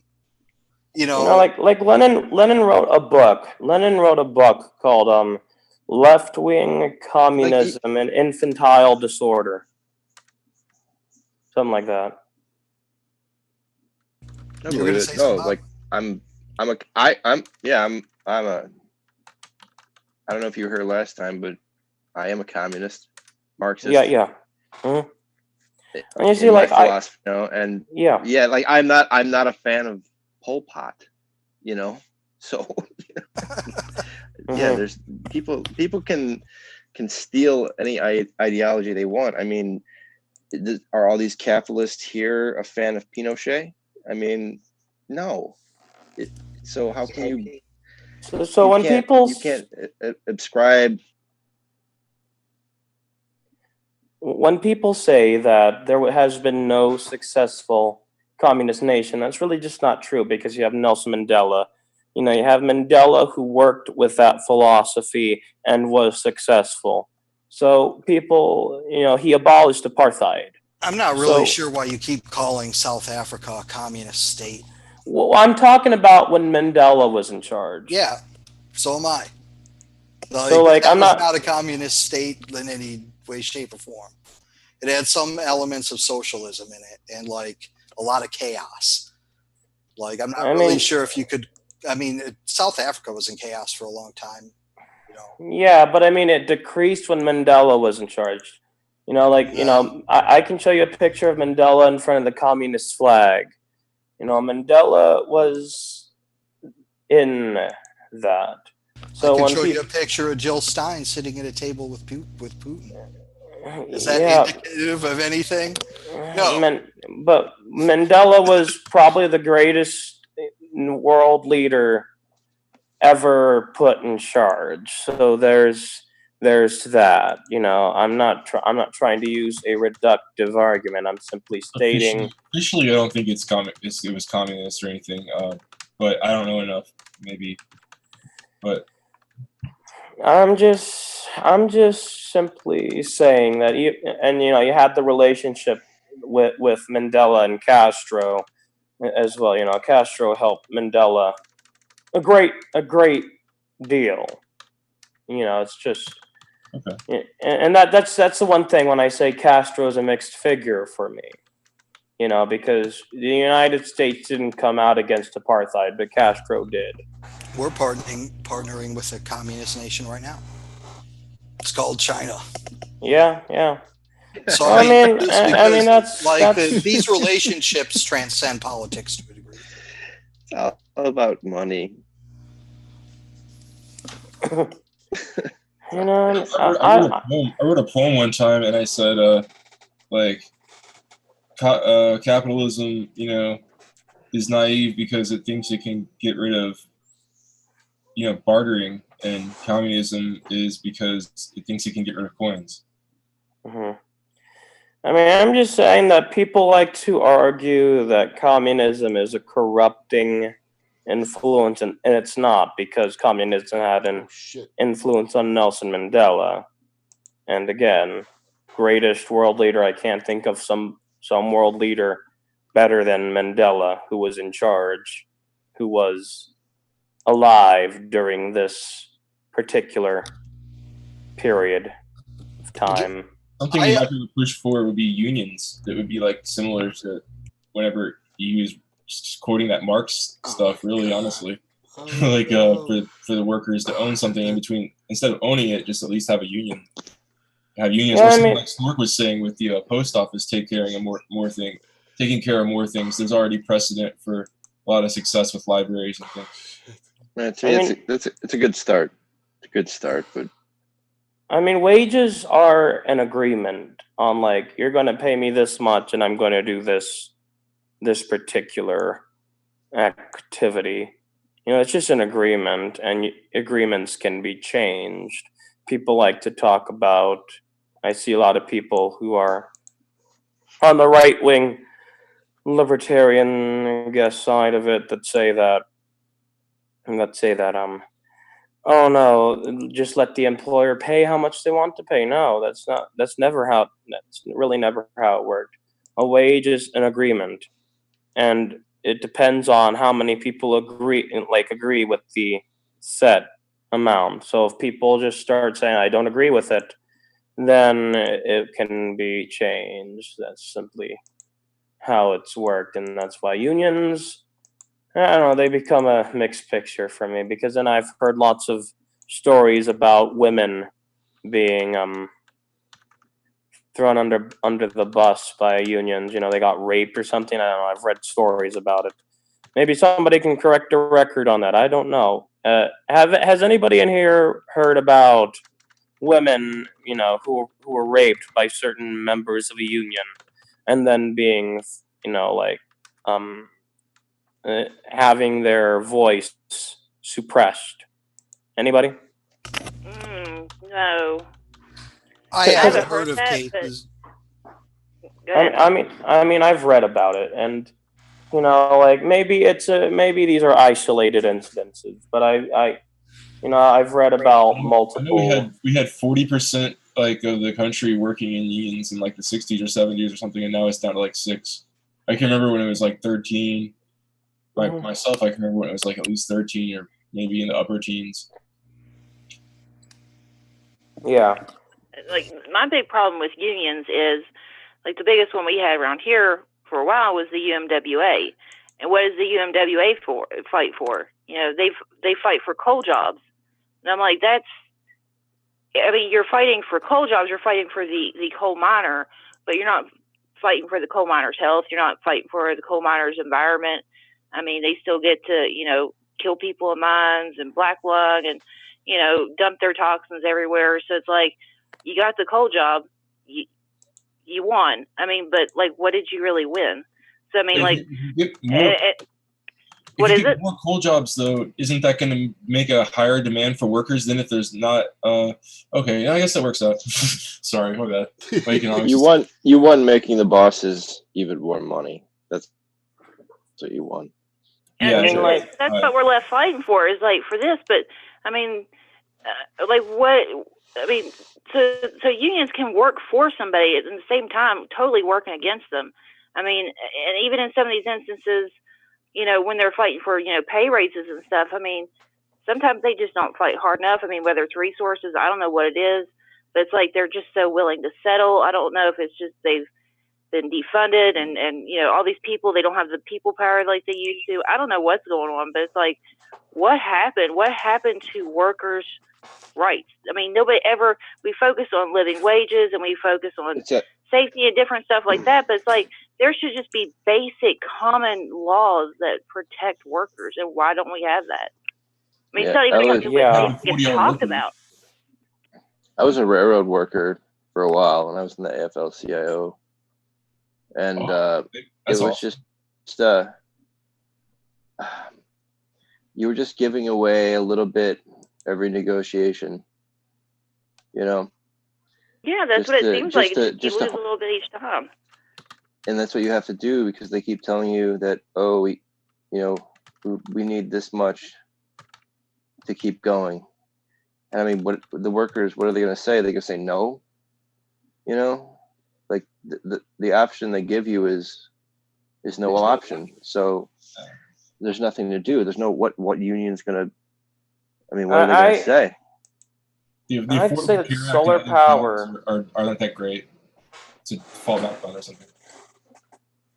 I would say that solar power is the probably the main thing that really needs focus, because once solar power has becomes a major economic force, it should already be, but it's been here in Arizona, the lawmakers, they've made it hard for solar to make a business here. They've thrown so many just not necessary regulations on solar industries and removed regulations from just these other toxic industries. When these toxic industries, I don't know, when these fuel companies want to come into Arizona, or when I guess not necessarily SRP, but I forgot the name of the people who really do the thing around electricity. They have a lot of corrupting money going around there that makes it harder for solar to get a boost here in Arizona, basically the state of the sun. Gosh. I read some statistics somewhere, and this isn't exact because it was quite a while ago that I read it. But if you were to put a decent amount of solar panels on every home, or some significant percentage of homes in southern Arizona, it would power Arizona, southern Colorado, parts of southern California, and a good chunk of New Mexico. So there's not a lot. Yeah. So is somebody was saying, like Kevin was saying, or I don't know if Snork signed, or Snork agreed with him, but that it was solar panels produce less in the cold or something, produce less in the heat, and it's better if they're cool. So, but Arizona has those mountains and stuff. I remember I was in Phoenix in the summer, and I swear, I mean, and that's went crazy. I saw snow on the top of the mountains around. Oh yeah, Four Peaks. Sometimes you'll see snow north and possibly west. I don't know. Yeah, sometimes you'll see snow up there, but the real problem with solar panels in Arizona is dust. You got to have some kind of dust control measure, and that's hard to do, to be frank. But yeah, but the overall benefits are fucking worth it. Would you rather brush off some damn dust or deal with global temperature going up by 2-3 degrees? Yeah. Yeah, just have a bunch of guys with Swiffers. A bunch of guys with Swiffers out there. Employ people. No you can get fucking robots to do it now. Yeah, right. Exactly. I'm so sure I mean, a thing, a self-wiping cell. Every once in a while, you can clean it. There's some Roombas up there. Yeah. And the last two governors, Jan Brewer and Doug Ducey, the governors here in Arizona, they have pushed so much against solar power. They have made it to the point where your roof cannot have a bump on it or anything. Well, they're Republican, right? Yeah. Yeah, they're right. Okay, so yeah, enough said. Replace the legislature, or replace those legislators so that you can replace the laws. They're on the road to legalizing weed, though. So that's a step in the right direction for Arizona. I might consider moving back there. I was gonna say another thing. My idea though, the self-wiping thing is really good. But if you're gonna have manpower wiping it, then you could like figure out a way to like that would somehow charge it too, or like something, or maybe collect batteries at the same time, so that you're doing. There's some dangers involved in that too. I mean, like you get these massive fields of solar panels, and they can fry a person. Like you're not careful, they can injure a person. They kill birds and stuff. Like there are some drawbacks to them. Again, I think you said yourself, like the temperature, or maybe it was true, the temperature change make it hotter and worse. Then it's like this positive feedback loop where like you're using more ACs, more heaters for the crazier temperatures, and that's more gases or whatever. Hello? And same thing spiraling out of control. Which I can hear you, Stevie. Hello? Stevie, you're there. Over. Yeah. I think we need super efficient or very efficient and clean carbon footprint or as close to that. I went through like. Hold up a second, dude.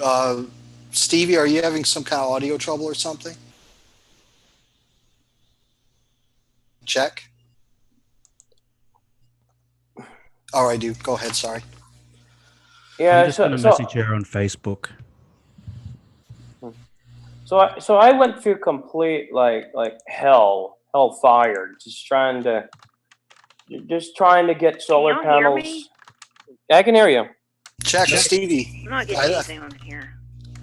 Stevie can't hear us. We can hear her, I think, is what's going on. Oh. Well, yeah, but yeah, so like how would I put this? Okay, so I went through complete hell trying to put solar panels on my grandmother's house. Okay, so she, like I had to fill out forms at City Hall here and there because my grandmother can't do it. She's just too. Her mind's too weak for it now. But she used to be throughout her past, she's been really smart. But she's gotten old. She's like 70-ish, and she has diabetes too. But anyway, she, I had to go to City Hall, fill out so many forms here and there, and I finally got the right person, but it took me like 2 months just to get to start the process on getting my grandmother's solar panels. So you see, like, that's how hard the government has made it to get solar panels.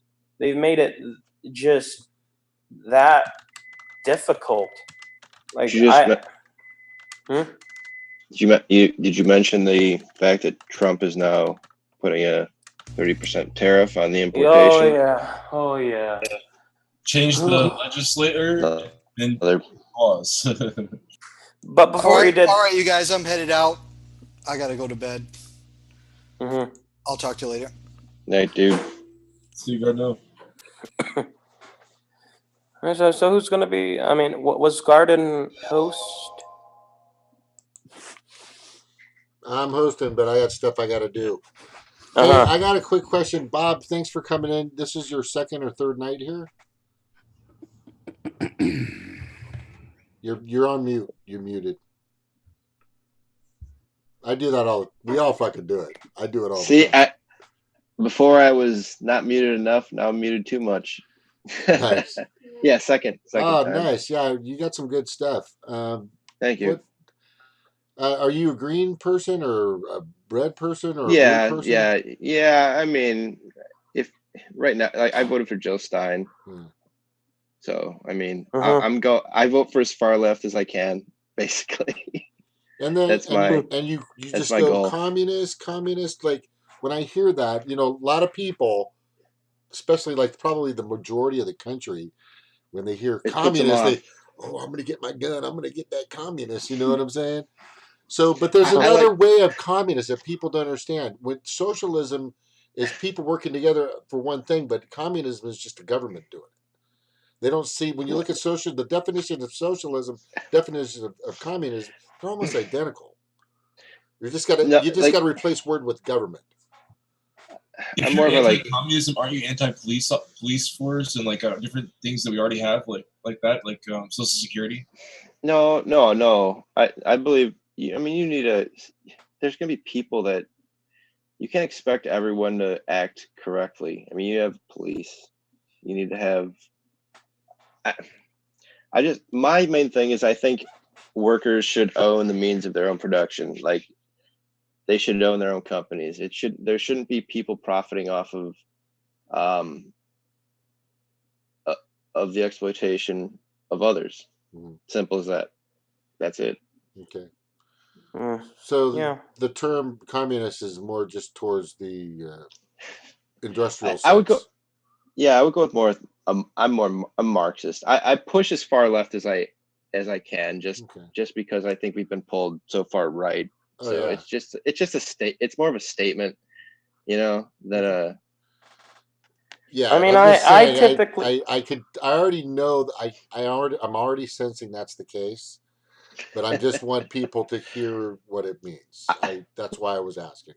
No, I might be slightly further left than Bernie Sanders in all reality. So I mean that, I'm not like a Stalinist or a Maoist or.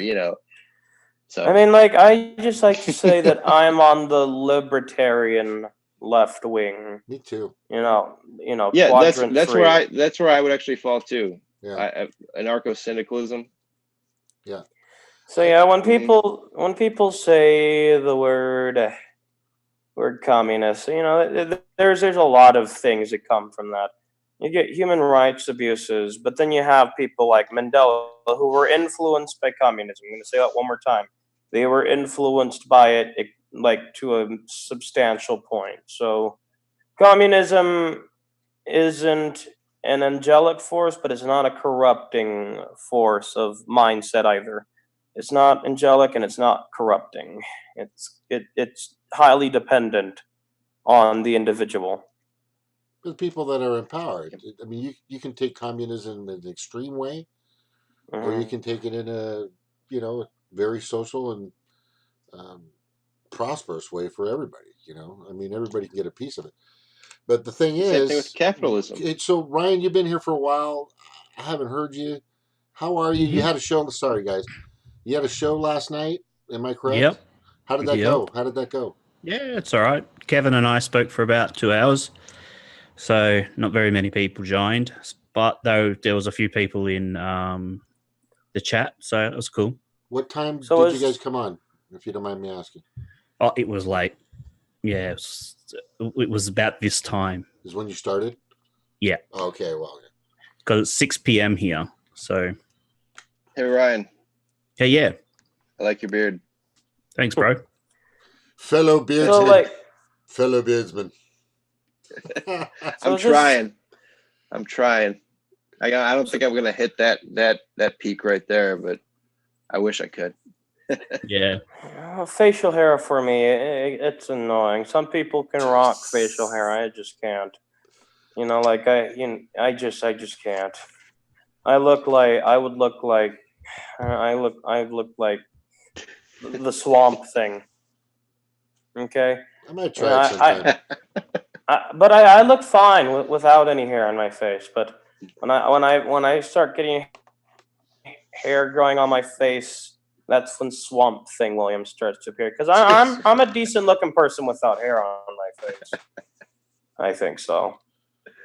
Okay, well, we haven't seen you here yet, but we'll just take your word for it, William. Okay, guys, so listen. I have. No, I've seen pictures. You're a good looking kid. It's all right. Hey, you guys, I got to get going. I've got things I got to do, but thank you for coming on. Brian, next time you have a show, you need to find a way. You got my cell, right, and all that information? No, I don't, bro. Okay, I put it up like I put my cell phone up like every other day. You guys call me. If you guys need me for anything, just call me. I'm okay with, Does Ryan have a just don't blow YouTube? up my phone. Yeah, Ryan's got a YouTube. He's got a YouTube. So put it in the chat. Put it in the live chat. put it for everybody to see so we can start getting some people your way. Because the conversations we need to have are these conversations. These are great conversations. So anyway, thank you guys for coming on. I'm going to go ahead and turn off. Bob, it's great to have you here, brother. Thank you very much for coming on. Good stuff. God, I feel so stupid around you fucking people. I swear to God. Aloha, aloha, aloha. Okay, I got to boot Eben.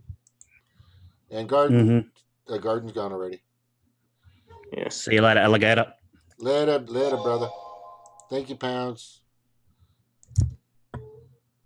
Okay, it's good to have Bob. He's not the communist. I know, it's just there's a way that people say that. That's the thing is they it's a workforce thing, trying to get people to I'm kind of off there. Socialism and communism are kind of different, but it's instead of the group taking care of a person, it's a government take care of a person. But it's almost the same. Taking care of the society, I meant to say, taking care of the society. So in regards to having all these people that are out there that need social services, like a road, a stoplight, stop sign, a fireman, a police officer, not the fucking assholes that are out there now. Oh my God. There was one on Let the Madness Begin about this fucking anyway, you got to watch it. The latest Let the Madness Begin. Anyway, but there are a lot of services that the government provides that are already very social, very communistic, very socialismistic. The conservatives and I don't like to say the conservatives because I'd like to say it's more of the mass media that labels socialism as communism. They can, and I think they have trolls and people that keep doing it. But we're living in it. You have to. I mean, if you can have, I can depend on you, or you can depend on me. We can be fully, totally, and absolutely libertarians. Okay, but at a certain point, something's going to happen where you're going to need a larger body, or group, or entity to come in and fix something. If we were all had muskets and bow and arrows, that would definitely be feasible to be more. Everybody in the country was basically a fucking libertarian back then. They cooked their own food. They bought their own food. Excuse me. They hunted their own food. They cooked their own food. They hardly bought food. They planted their own food. They were nomadic, back further and further and further. So the libertarian way of life living was everywhere. Everybody was a libertarian. But now we're in mass dense populations. Now now it's just, the way it's been set up. There's just certain climates people the human can live in comfortably. There are some climates that humans can live in that are very dangerous, and they're still living up there, like the Himalayas. But what I'm getting to is the society we have now. We have to have a stronger socialistic process to better take care of not just me and you, but everybody. So, and I think that's important. So when you have politicians, judiciaries, legislators, and executives that don't care that we have now that are currently on the hill, right? They just need to be booted. Everybody's talking about cleaning house. I hear that a lot. We just need to clean house. Well, what are you going to replace them with? It's like, okay, you want to replace, Kim Jong Un with somebody else. What do you think the country's going to replace him with? Somebody nicer, somebody better, somebody not a pawn. I mean, look at us. People probably see us the same way. What are we going to replace Trump with? Somebody with a talk show, Oprah. We're in a place in our world's history that is at the precipice of decision making.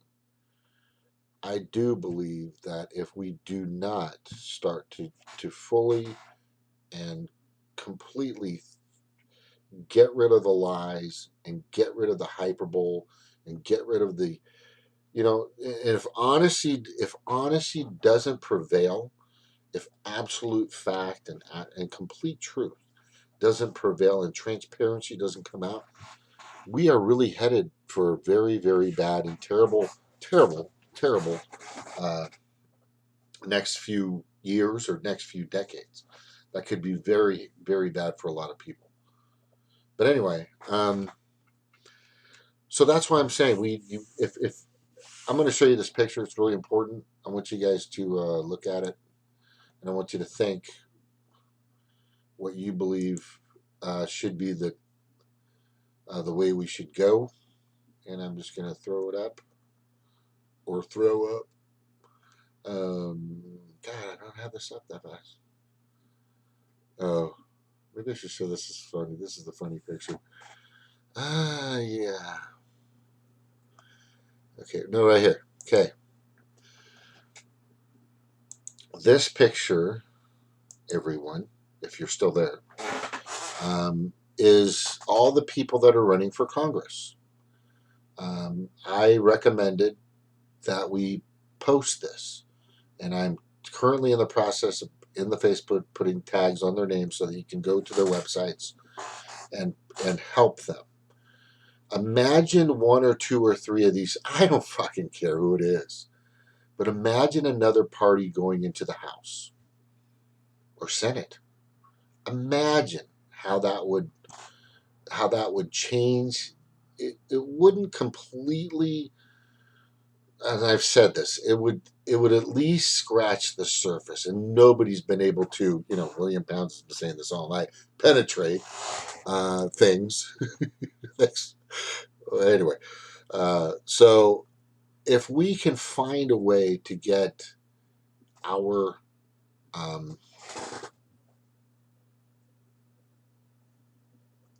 who's Derpy Derp? Air Force Max. Do you know who that is? Derpy Derp? Air Force Max, you should come on sometime. Seems like you know what you're talking about. Where are you? You should come on the show, bro. Anytime. Bring it. Okay, yeah. All right, so here's the thing. If you think a revolution is going to do something, it's not going to do anything. So all I'm saying is that we've got to have at least a few people from a different party in that could actually have influence. A party that actually has viable candidates, that people that can actually do the things for you that all these other candidates that are currently in there aren't doing. If you want a clean house with people that have been doing the same shit for decades and decades, go ahead. Keep putting in the same fucking people. But I just don't think it's not working anymore. It's not the smart thing to do. It's not the right thing to do. It's not the best thing to do. We are at that precipice, and if we don't start putting those people that are really working for you on the Hill in Congress, then you're only asking for more of the same. You're only asking for more of the same. Rebel, where were you tonight? I don't know why. Oh, is there something wrong with your computer? Anyway, thank you all for coming tonight. This is James with Mahalo Talk. I got shit to do, and hopefully you do too. Besides this, I know this is good stuff, guys, but get out there and do things, right? Get out there, move around, go to an event, okay? Protest, do something, be active. It's a good thing to do this here to get the information and have a way to fill yourself with some knowledge so that you can defend yourself when you're approached by crazy people or just misinformed. When it comes to the way people are talking to themselves or talking to undocumented immigrants, which is so stupid anyway. Like I've said before, there are people in different countries that have a line painted between like a cafe or a sandwich shop because that line depicts what country is this country and what country is the other country, but there's tables on each side and they're just having fucking lunch together. So if you want to keep thinking like we need fucking walls and we need fucking borders and we need everybody separated and I can't go into China because there's some kind of confrontation and I can't go see the Towers of Babel and I can't go see this and do that, this is ridiculous. We're just fucking human. Evolve. Fuck. Jesus. Ugh. All right.